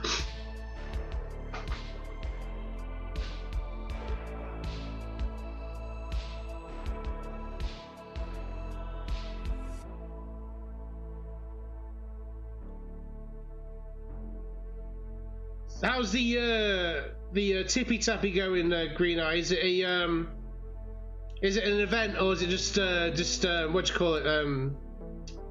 Just a general, like just leveling up your cards and that.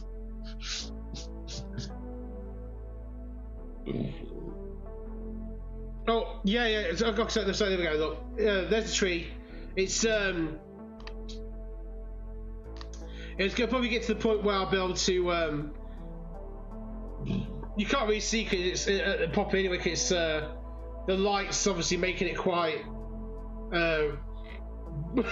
It's quite bright. It's quite white as it is, but it's starting to get to the point now where I can actually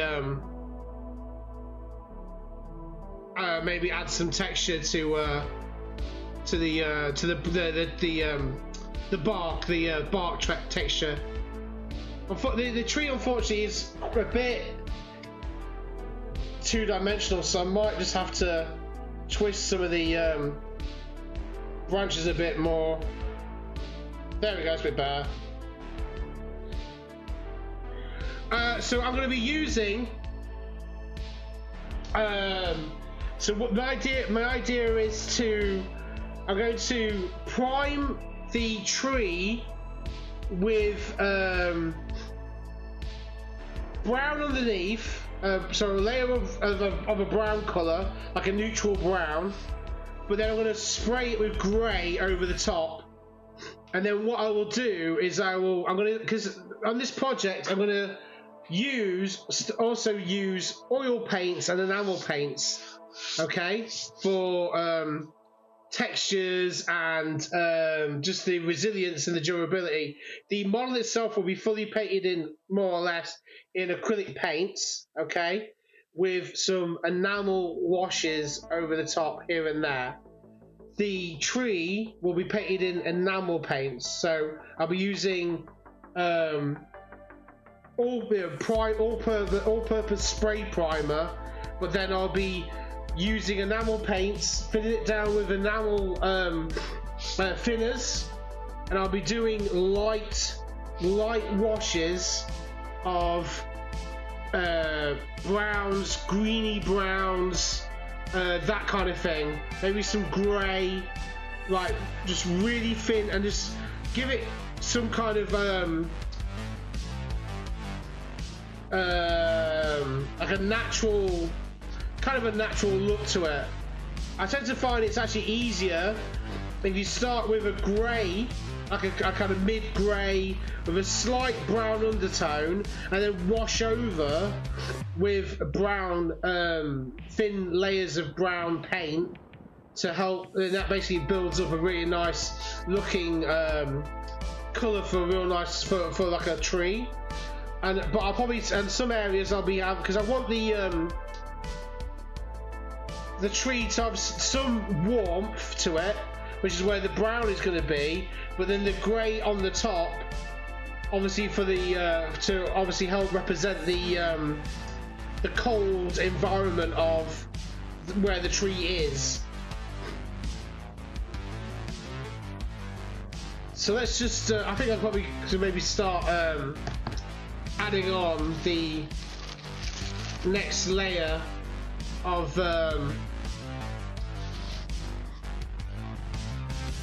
texture now to this.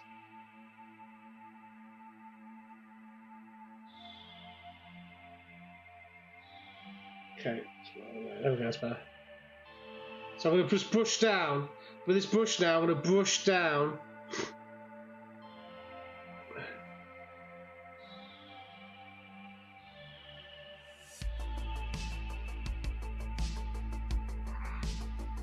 just brushing down now, help to create the bark, that kind of.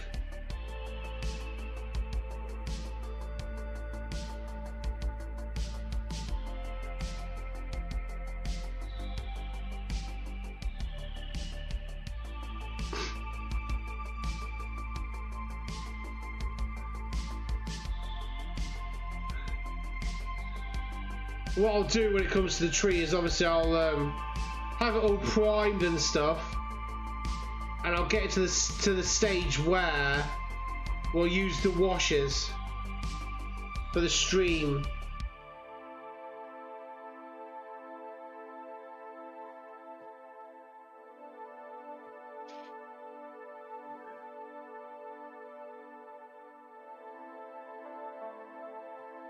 I'm actually going to be playing around, experimenting with actually using oil paints and enamel paints on my models as well going forward. I've been watching some stuff, techniques and things, and I really like the effect using, but they're used as like washes. It's like a top layer over stuff, and the great thing is, and I'll go into that on when I start, is that you can actually use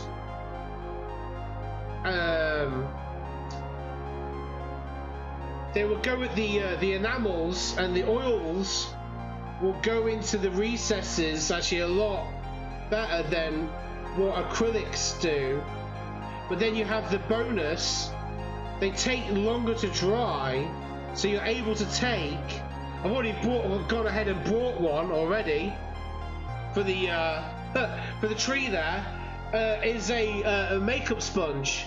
So when I got this, not specifically when I got this, I bought a load of bits and pieces today for the project, and you get yourself a makeup sponge like this, okay, and you basically dip the tip of it or whatever in some either enamel thinners for enamel paints or some white spirit for oil paints, okay, and you dip it in, squeeze out the excess, and you can run that over the either the oil paints or the enamel paints, and it takes off the top layer of paint, and it'll just leave the rest of the colour in the recesses.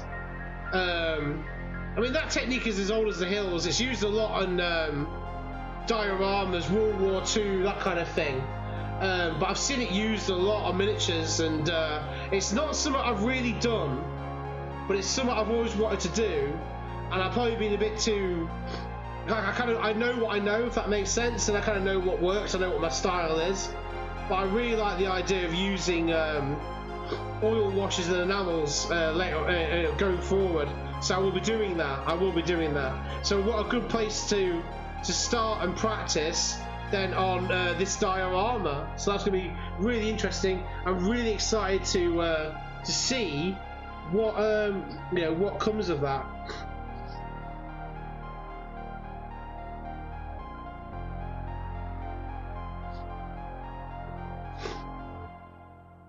This tree looks really cool. Just the I like the twisted, warped, gnarl lookingness of the tree. I think that's going to be a really nice tree for the diorama there. I think that's probably about as much as I can do on the tree tonight. It's going to need time to dry, 100%.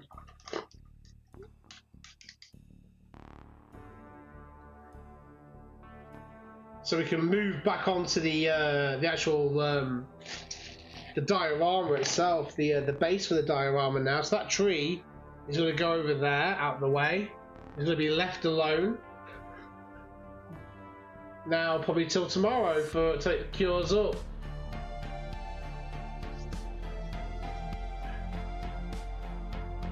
So let's take the Furry Honeypot Adventure mug off the cork here. Let's see how well it's dried there.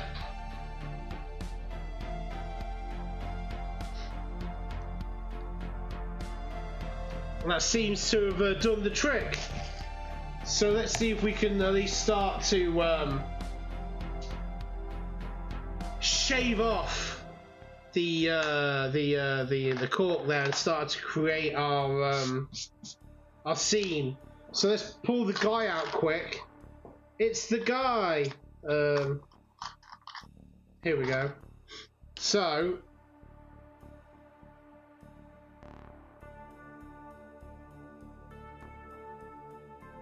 I think here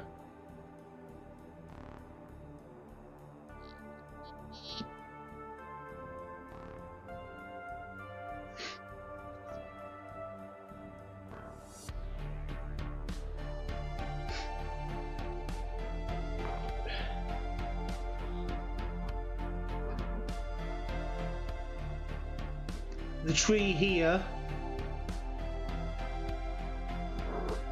Okay, so actually the snow globe would fit in like that. It'll fit in with the doodah.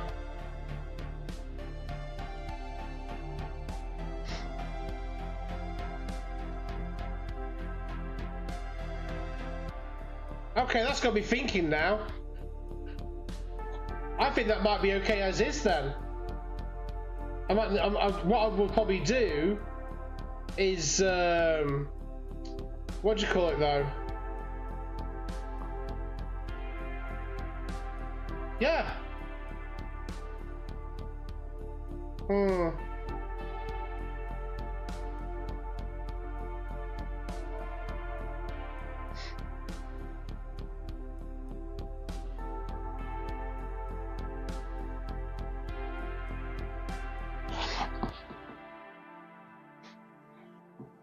So actually, I quite like the. I used another piece of cork on top of the. This is the 6mm. Okay, and this is a piece of 3mm, and I really like the way the 3mm cork sits on top and creates this kind of like a much wider ground for it to sit on, or to stand on rather. So I might actually change my mind on this a little bit.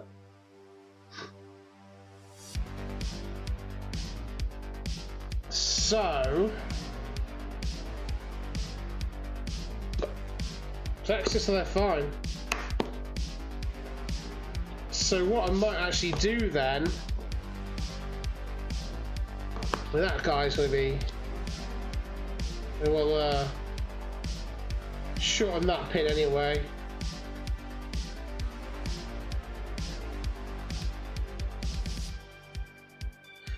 So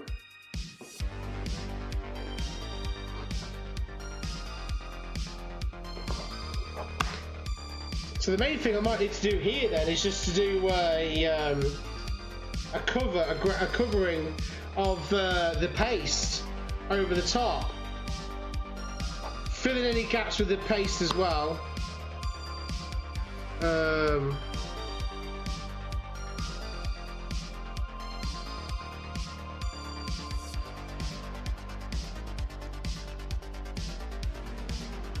It was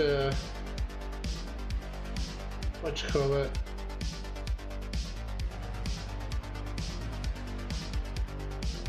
Bit of cork in there.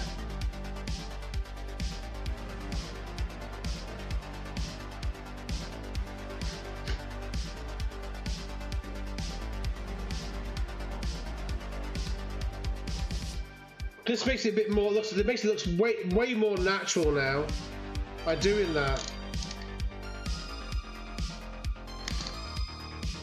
Way more natural.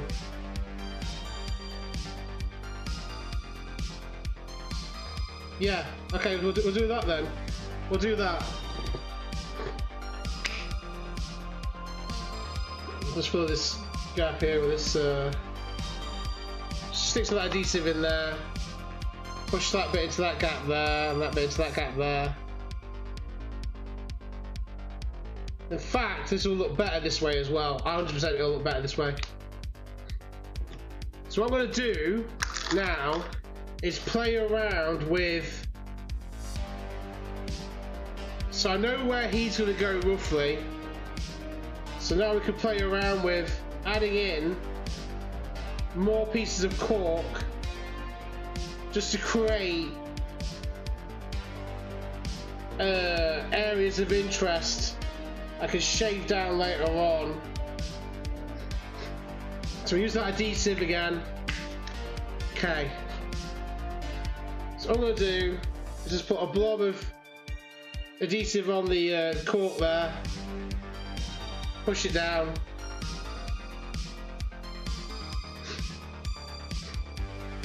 There's a piece here. Put that on there.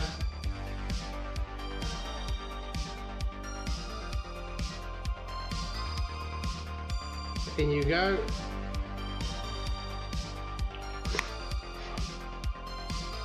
And then what I'll do is, because I'll put the filler over this in a second.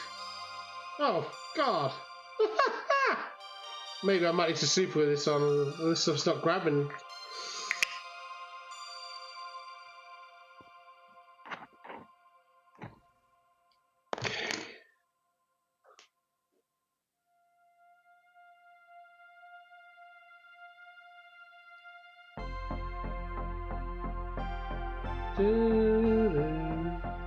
Just got that bloody shit on it. No.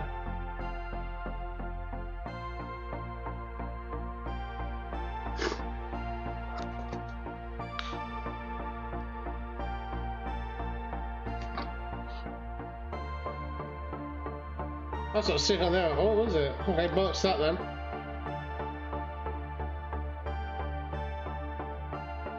Don't want to fucking stick on there, then don't stick on there then! Sod off! Look at it, so this cork's a bit more resilient. So I'll use, what do you call it? We'll use some good old fashioned CA glue on this bit. So I've got a bit of that bit of leftover cork that I have. This is the thingiest stuff, the bit of the 3mm that I've got left over. Just want to create a few little things of interest. Just tear it up, create little areas like this. We're going to shave them down afterwards, blend them in. So where's the super glue?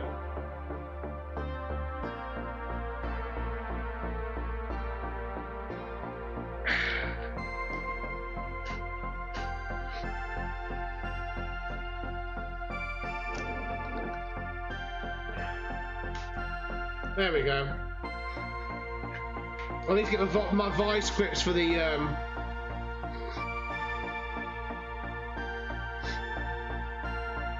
my vice grips for the lid there, the other one that won't come off. Okay, there we go. We've got some. So where's that model again? Over here.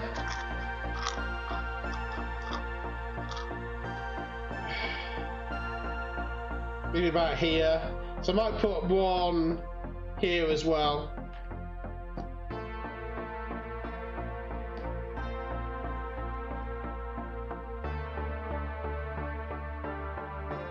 I can change all this anyway if I wanted to. It doesn't matter. There's nothing's permanent. I can shave stuff off. I can pull stuff off. I'm not happy with the placement of things. I'm just trying to. That's what I'm trying sort of in my head. I want to try and make this just basically like 3D, three-dimensional. So I've added a couple of little bits here. The model's going to sort of sit here, maybe something like this. Okay, something there, something like that. So this one can get shaved down. That gets shaved that down. That gets shaved down, and then when I put my filler over the top, it'll just create more of a dynamic scene. This is not the tree I'm using, but the tree will kind of go here. Okay. So, but obviously the tree I've done is a bit more doodah, so it'll kind of sit there. So the tree's in the back, he's in the front. So that'll work really well. That's going to work really well. I like that. I like it a lot. I like it. So super glue will grab in no time. I'm going to now do our first layer. Okay, I'm just going to double check everything. Put the glow. Yep. That's fine. That's absolutely fine. I like that. I like it better. Much better. Much better. Okay, once it's on. Oh, no, it's not.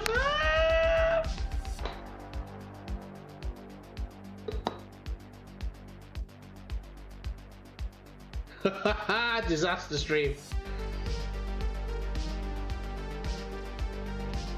Maybe I should just use super glue. That's fine. That's all fine.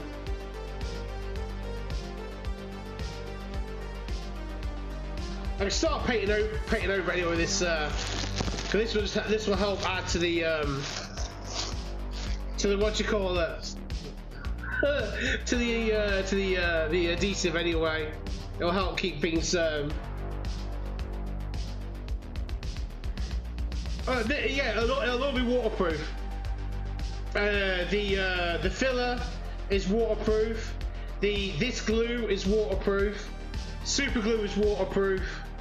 So it's all fine.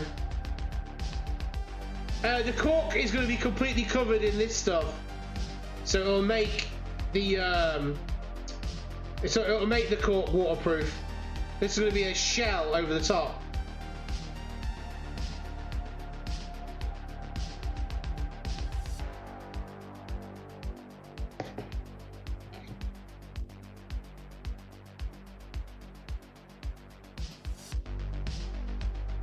This is going to get at least 2 layers of this.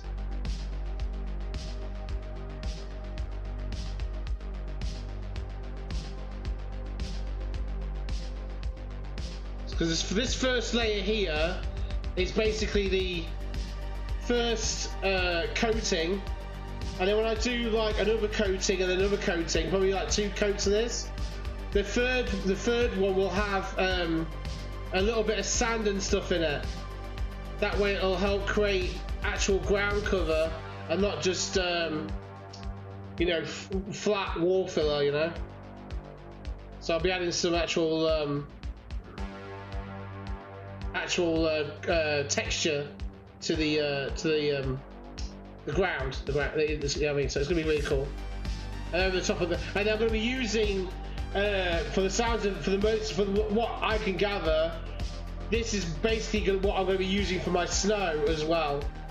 because I don't think the stuff that I brought, or not, well, what my brother bought me for my birthday, which is what I asked for my actual armies, for my models, which I don't have to worry about being waterproof in any way, shape or form, will be resilient to water, even with varnish over the top. I have a strong suspicion they won't be. So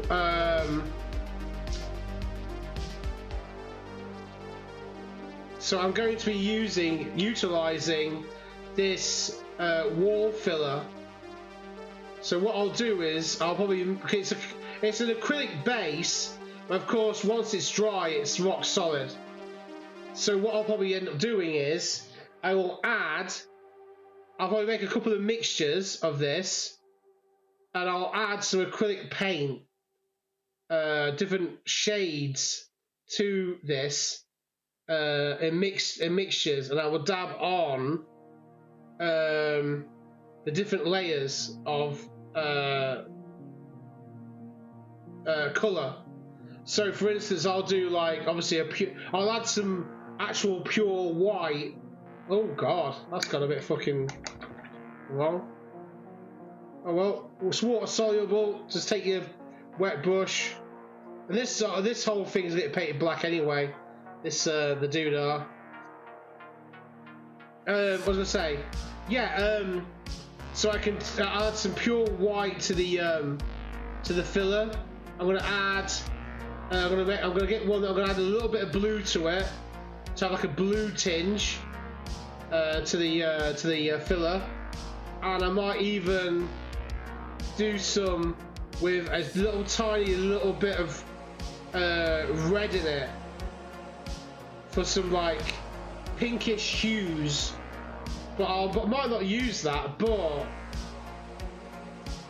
I was watching some Bob Ross videos on YouTube, winter scenes, which this was the other night, as inspiration for this as well, to help with colour and tone, because he did a lot of beautiful winter scenes, and in some of those he actually added a little bit of red to his white paint, and then sort of swished that over a little bit, and then went over again with a little bit of red, and it just gave that little hint of warmth, because he would do a scene where the sun was rising or whatever slightly, and so we have that little bit of red, that little red tone to the white underneath. Worked really well. So I might just experiment and play around, but more than likely I'll just be using the blues and whites basically for the snow. Very pale blue. Dab that on first, and then on top of that, dab on the stuff with the white paint in it. So as you can see, okay, this first layer, the first shell of acrylic, the wall filler is down, okay?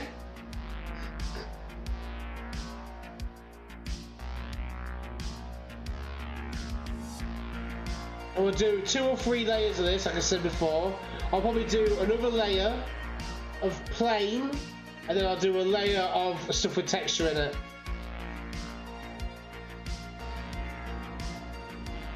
So the next layer will completely seal all around there, and the cork.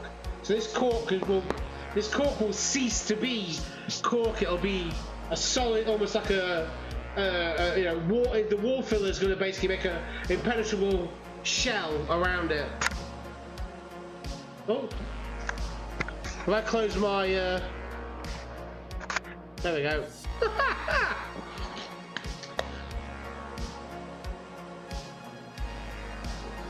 I think one of the main things I'm going to have to do in regards to my setup is sort the camera out a bit as well.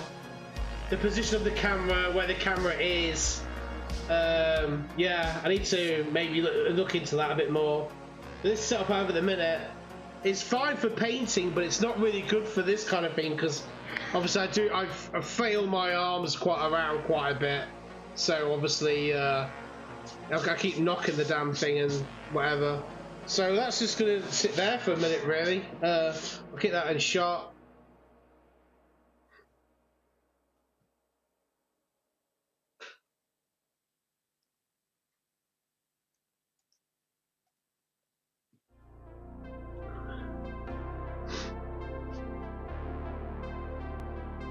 Okay, so what we've got done so far is the tree and the thing of the ground.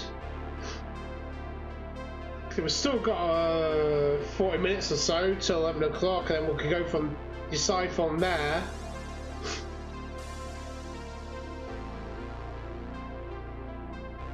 Like I said, I really just kind of wanted the Blue Peter style. You know, here's what I made earlier for certain bits, but just haven't had time with you know, bits and pieces. So, but I did do a demonstration of how to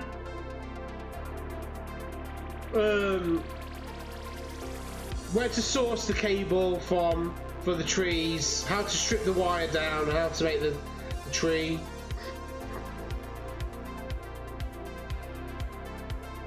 What you can do with this wire as well, while it's drying, obviously, is we can use it to make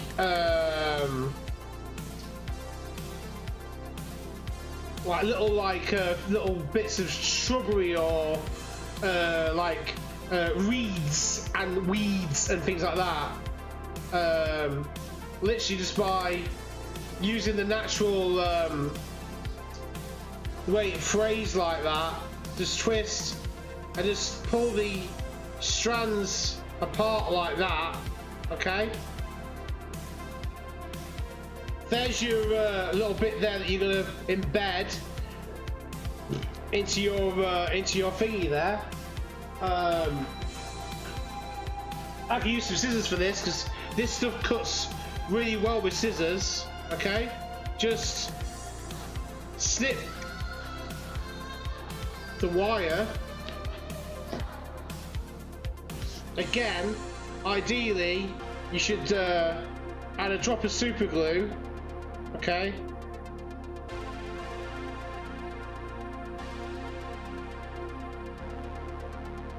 and then take your no, only doing one, but what you call it, I'm just showing how you can use the same wire to make like little shrubs and little doodads, little things that just grow in the ground there at no extra cost for the same price as one length of cable. In that case, I brought 2 meters of cable at £1 per meter, so £2, £2 for 2 meters of cable. So there we go. Okay, so there's a little doodad. Okay, and we can like literally, if you have a what you call it, a scene that you want to plant these into. Okay, so take this for instance, what we've got here. You can just take your pin vise or your drill. Okay, find a hole, make a hole, drill it in. There's our hole.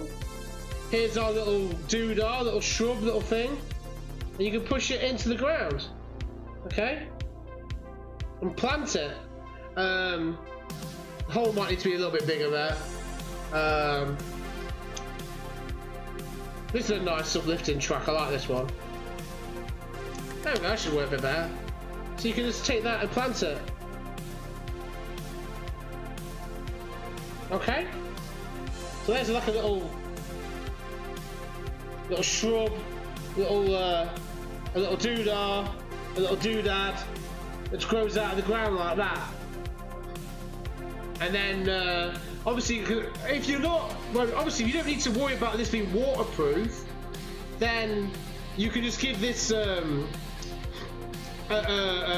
could literally because it's so small as well, you'd get away with just spraying this or coating this with brown or whatever enamel colour paint, and then literally just dab on some glue or whatever, and then just dab on some actual flock, some foliage on there, and then you've got a nice little, you'd blow away the excess. Hey up, Mad Eye, how's it going? Here he is, the better looking brother. I wouldn't, oh, thanks, Mad Eye. So we just got the tree made up there, fella. So that's ready to, but it's going to dry now and set. Probably more than likely overnight is what we're going to need. And it'll be solid, it'll be rock solid. So yeah, so I'm just showing you that earlier on I showed how you could strip normal household,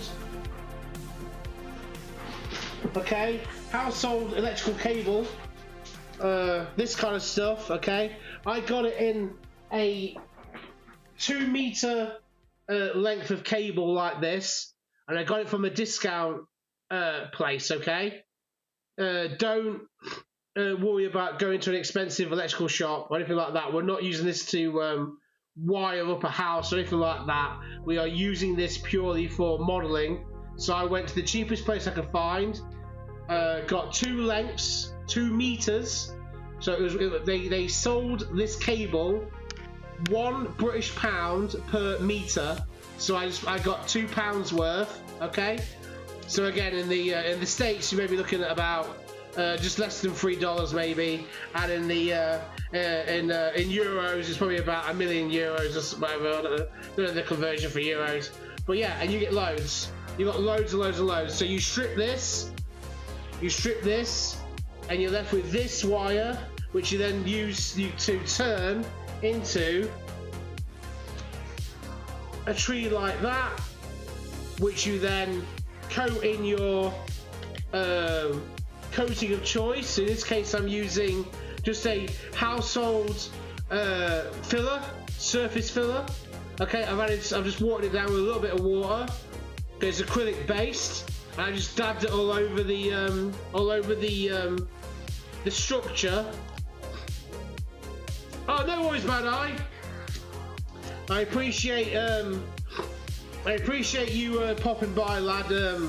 I understand that you've got to be up early, so get a good night's sleep, and I'll see you again soon. So that tree can go over there, 'cause that's no good to anything. These little bits of wisps, I'll just brush those onto the ground, and I'll sweep and dispose those properly later on after a good, as I mentioned earlier on about good housekeeping. Keep your workstations tidy. After a good session, after a good model session, clear down. Try and clear down in between sections as well, in between phases. So once you've done all your clipping or your cutting or whatever you're doing, clear all that away. Then if you're assembling, you're using your glues. When you've assembled, put all your glues away. You won't need them again. And then then if you're painting, you get your paints out, your brushes, your water pot. You do your body of work. You paint your the miniatures or whatever. You get as far as you get. Once you're done for the night, rinse your brushes, seal your paint pots back up, put them into some kind of a sandwich box, a lunch tin, Tupperware, whatever you have. I tend to do that if I'm working on a project and I want to make sure I always want those paints out ready for the next session. So I put them into a little tub, separate from the rest of the paints that I have. The rest of the paints go into store, go back in there allocated place, and the paints that you're using for that model, for that session, can stay on the table in a sandwich tub, Tupperware tub, so any kind of container, and then it's all tidy, it's all organized, it's all ready for your next day's painting session.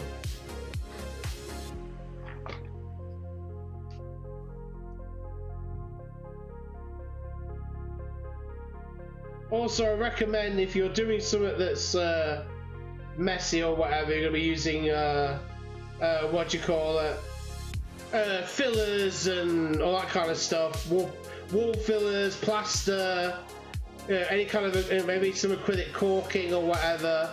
I strongly recommend that you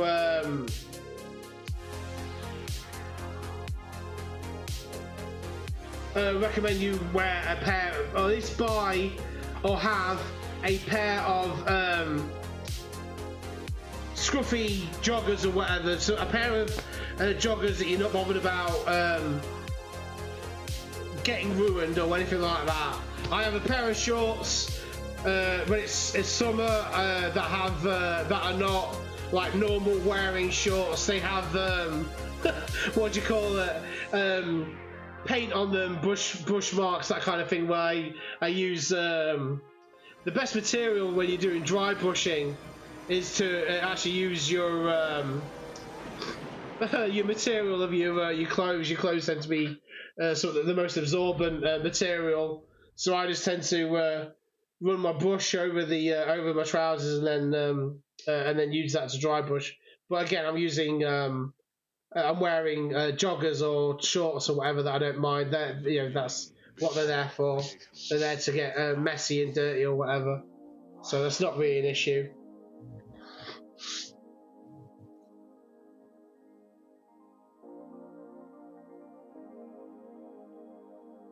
So I might give this tree one last coat of filler, just because I can still see a little bit of the wire. And I know this is all white, but this area here you can still see some of the original wire poking through. And this should now help give us the appearance of bark much better now.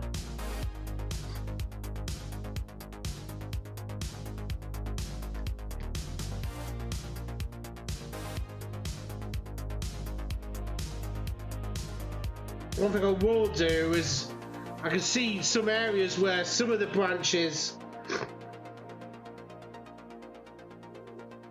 the filler has actually obviously gone in between the gaps, so it's all kind of like one big like mass now of specifically this area here.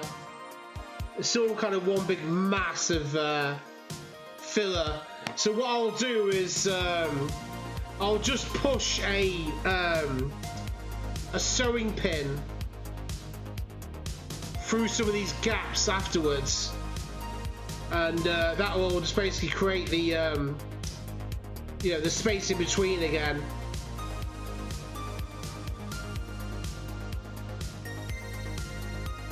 I mean, I'd probably recommend, actually, in hindsight, if I was doing this again,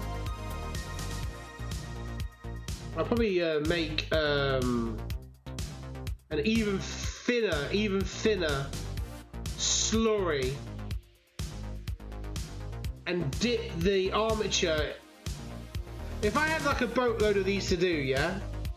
So let's say I had 10 trees, 20 trees, whatever, for a scene, for either a big diorama, for a battle board, you know. What I would do is have them all, I'd have them all in a row ready to go, right? To receive the bark. And I would probably get a, something that was taller and a little bit wide, so I could dip and basically make up a big, like a dip So I'd use this acrylic filler again. I'd have to. Oh god, get words out. This has to be waterproof, so I haven't added anything to it. I'm just using the filler to give it its coating, its strength, its durability, and it'll be waterproof for the snow globe. If I was just making a whole load of these, okay, for an all-purpose terrain board that didn't have to worry about any kind of water exposure, then I would probably end up mixing in to this filler, even though I think it probably has everything you probably need in it anyway. I wouldn't. It's quite flexible, I'm not gonna lie, so maybe I wouldn't need to. But I remember I used to make a mixture for my trees, which was acrylic caulking, okay, PVA glue, plaster of Paris or some kind of plaster, and a little bit of water, obviously, and some paint. I used to get like a really dark, like a chocolate brown or a really dark brown or whatever. I used to mix them up, and I'd mix that into a mixture as well, and I'd mix all that together. You could if you wanted to use a powder paint or some pigment or whatever. But all I was doing was basically giving the whatever I was painting in. So the tree armatures that I used to make years ago, it was just to you got flexibility and durability, toughness from all the components, because plaster of Paris on its own is quite brittle. If you add PVA glue to it, then that makes it more durable. And then if you add acrylic caulking, the acrylic caulking is flexible. So you basically got all the properties of the thing there, all the items, all the components working together, and then of course the water and the paint would the paint itself would give it a base color, and then all you'd have to do after that is just basically give it some enamel or acrylic or enamel or oil paint washes over the top, very light washes, or I'll just spray it with some spray paints, light browns, light greys, maybe even like a really light green. And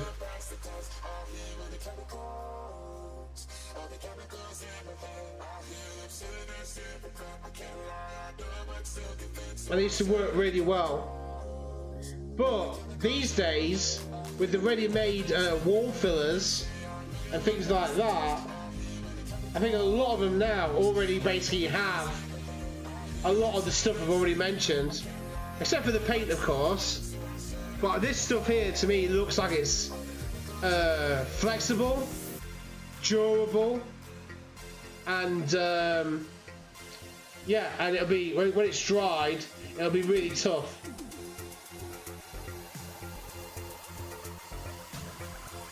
And hopefully, if the instructions are to be believed, waterproof once dry.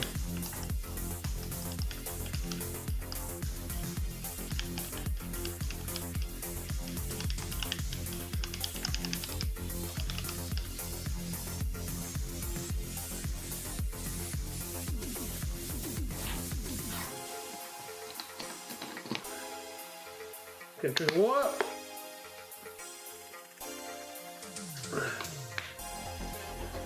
Okay, so right, that tree can now dry, fully dry overnight now. That's it. I'm not touching that tree anymore tonight, shall I say. Now let's do the next layer of filler over this over the diorama scene here. it's dried enough to add our next layer on.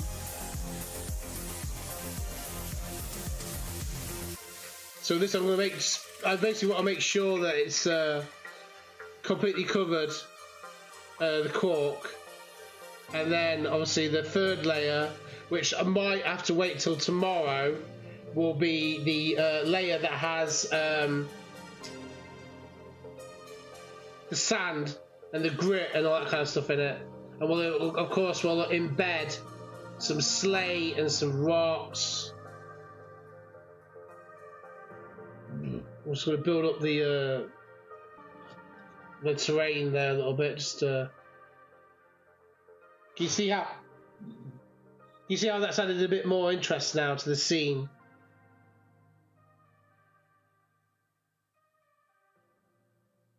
When you make a scene, don't make it flat or look flat.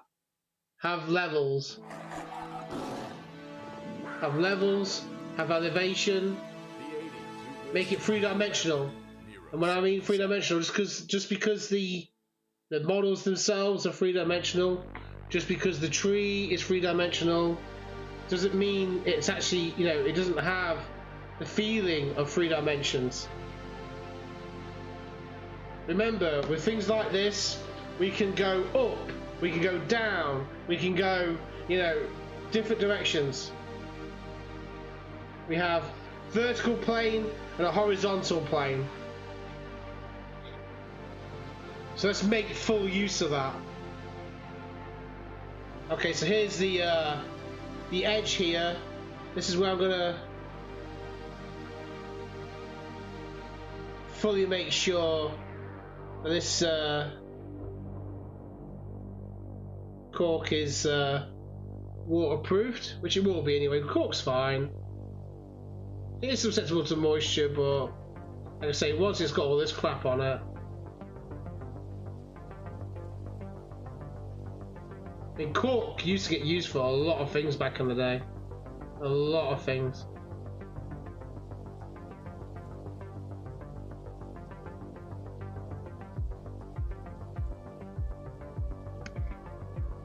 Of course, obviously, over time, better materials became available, you know, rubber and well, rubber essentially. And one thing that cork used to be used a lot, and still is now. I mean, you still have your very traditional, you know, model makers, but model railways. Cork gets used a lot in model railways as sound dampening, but also mostly for those who are wanting to build actual, you know, realistic looking railways or scenes or dioramas, that kind of thing. The cork is actually now used these days to, well, it was used a lot anyway back then, in the olden days, as a way to make the give me a second, the track bed. When in real life railways, the track is obviously has drainage, okay, so it's not actually on a it tapers off the edges, so you have the track that runs through. The track runs through. Let's just grab a sheet of paper and I'll just do a quick. I feel like doing a quick little doodle. So the what do you call it? So I'll show you this little bit here. So when you look at a piece of track in real life, railway or whatever. Okay, so this is the track. These are sleepers or whatever. Okay, boom, boom, and then obviously in between that is the ballast. Well, the ballast is there for 2 reasons. One, it holds the track actually in place. It's actually a binding agent. It actually the jaggedness of the ballast, the thingy, actually locks together. Okay, so that stops the track from actually moving. Obviously, in model railways, we don't necessarily have to worry about that kind of thing because we tend to use either PVA glue, or even now we use like a liquid nails, or you can use different, or you can different adhesives to glue the track down. But the cork method, obviously. So here is, this is what the railway actually is. So here's the ground, the track.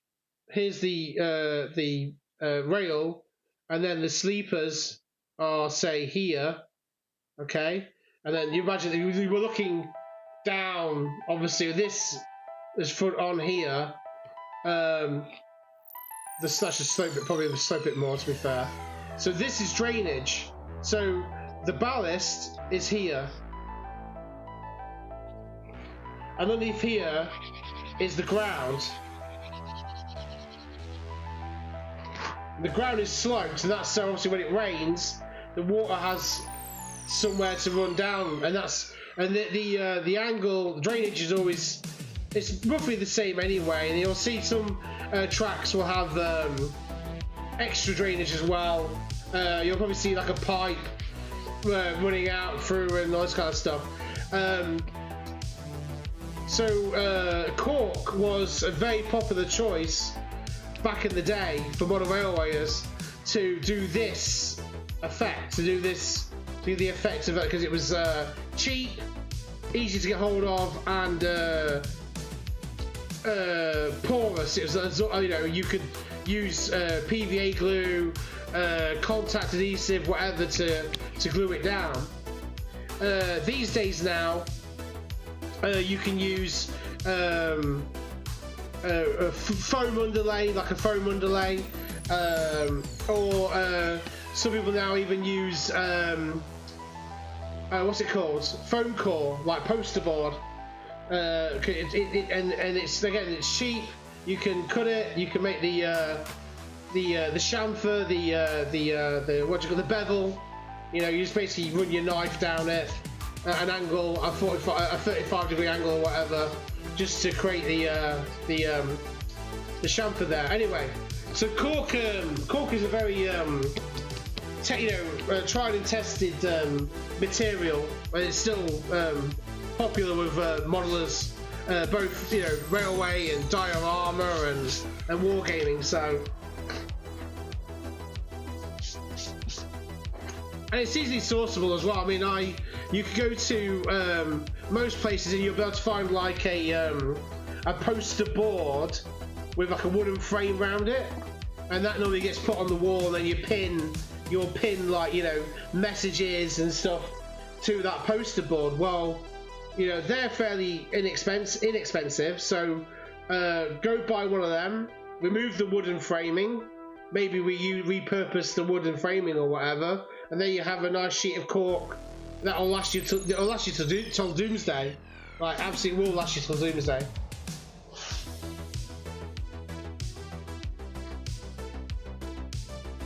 So this has now been fully covered in the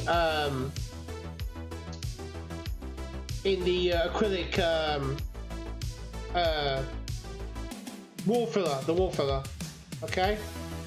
So what I'll do is, when it's fully dry, is I can go around the edges here and just scrape away some of the excess, just to neaten it up a little bit more.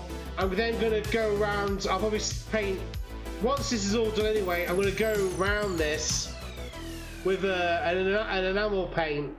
I'm going to, and then just paint all this black anyway. I want this bottom bit, the wooden bit, to be black, so I think that'll look really nice against the whiteness and the snow and stuff of the actual diorama itself. So all you basically focus on is the diorama there. So I think, in all honesty,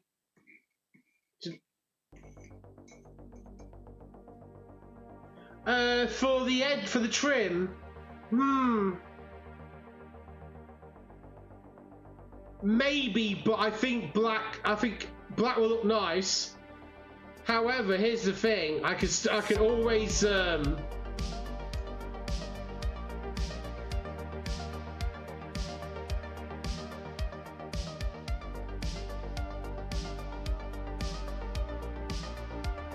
that's what I meant. That's what I meant. Like this bit here. I think this will just look better black. If I'm honest with you, gold is it's very distracting color. I want the focus to be on the diorama inside the Snowglobe. I don't want the actual anything else to be like a focal point. Gold is like really eye-catching, really like it's just yeah. I want it so I think a nice flat black enamel paint will look really nice, and then the attention is just on the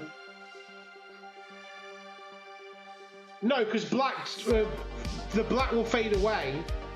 That's why if you think about it, when you see like I don't know, like puppet shows and things like that, it's always against like black backgrounds and stuff like that, because black it fades, it just disappears. Black is, you know, it's a lot of things will be done in front of a black background. That's why some dioramas, the rims of the dioramas or the wooden block they are stood on, the dioramas are on, are always painted usually in black, because the focus is on the diorama. If you paint it silver and gold, it just doesn't look. No, you want it. The focus is on the diorama. The focus is on the scene and the story that you're telling. It's not the thing itself. It's not. This is incidental. So you paint this black, it won't be noticed.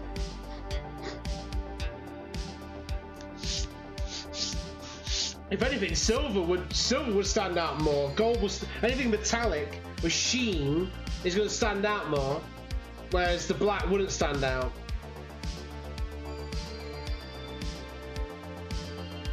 So I think that's going to be like a really good, way to go. But I'm going to do all that after the scene is built anyway.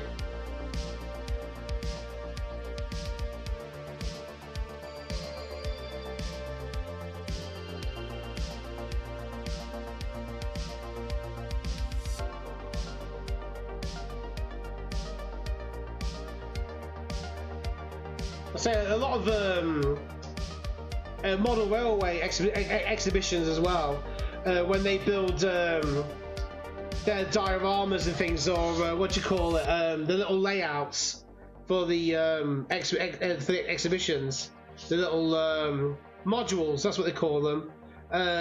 They're usually the rim, the framework for it, and is normally painted black, but then also they normally have like a valance or a curtain or whatever to cover over the like the legs and all the framework and stuff. That's usually like a black cloth as well.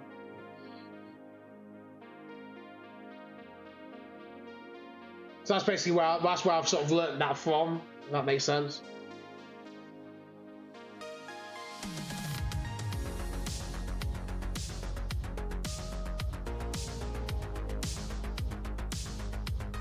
But yeah, that's thinking really, really well actually.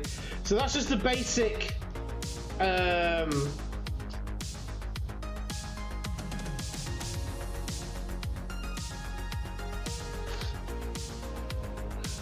Let's smooth this out a little bit. There we go.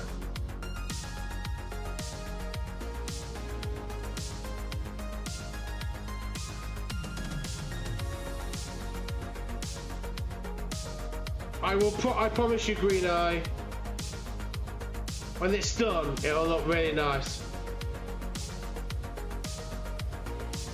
It'll look elegant as well, like really elegant and nice.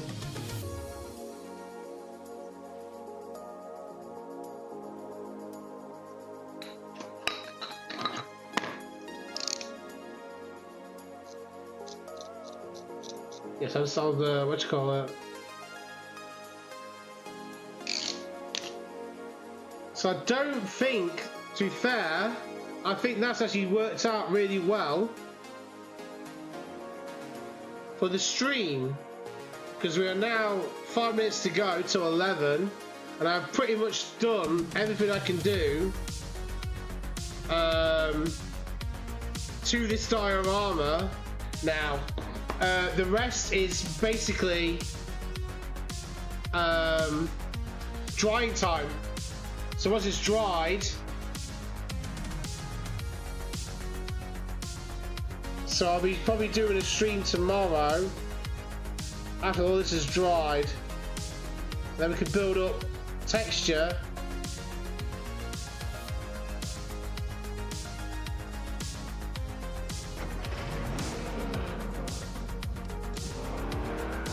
We start to build up texture. So I was just making sure there's no doodah spot, that it's going to dry nice and even there. So you can see all I did is I just used a dry brush.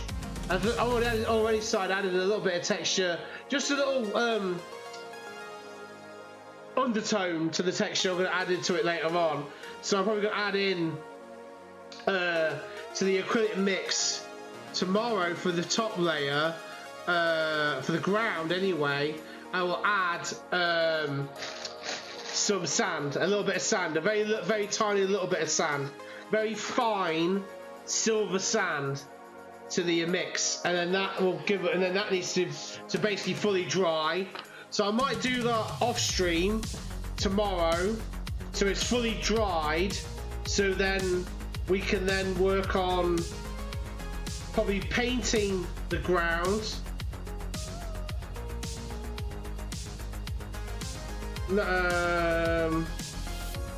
Yeah, painting the ground, embedding the tree, planting the tree, making that blend into the ground as well, so we can paint the ground as one. I think the best way to go. And then that'll be basically done, ready for the model to be painted, the guy to be painted, and then any little details we can add afterwards and plant them into the scene, and then just go from there. So what happened? So today's progress is pretty damn good. So we got Sweating. Are you blushing? some kind of so there just obviously do that. So there's the tree that we got done. So he's going to dry overnight. We got the base done. He's going to dry overnight. So I think we've only got 2 minutes to go. So we may as well start wrapping up. So for the wrap up, I will switch to our classic background noise, and that's it. So yeah, 1 minute to go. I'm really pleased with what we got done today. I've got really pleased with the actual the progress of the project in general. Very optimistic, very excited for the project. Let's just pull these into shot quickly. I know they're bright white in the minute, but I think they will look really good when they're done. So I want to say thank you to everyone who popped into chat today. Thank you to my broski, Mr. BitDart. Thank you to Solo Gaming. Thank you to Mad Eye. Thank you to Stefu. And of course, thank you, Green Eye Big Bad Wolf. Thank you for sticking through. Thank you for the questions. It's always good to have questions and be able to answer and explain my thought process. So we will hit stop. I will now get ready to say goodbye. So yeah, thank you very much, everyone. I will see you in the next stream tomorrow, an evening stream, 8 o'clock p.m. Be there or be square. So thank you very much. You take care. Bye bye for now.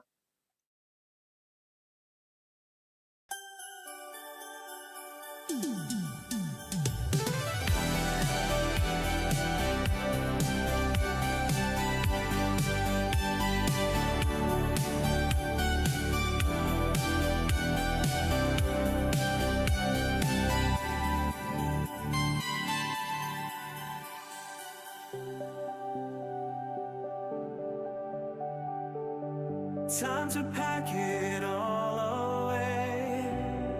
It's the end of a winter's day. Raise your brushes to the sky.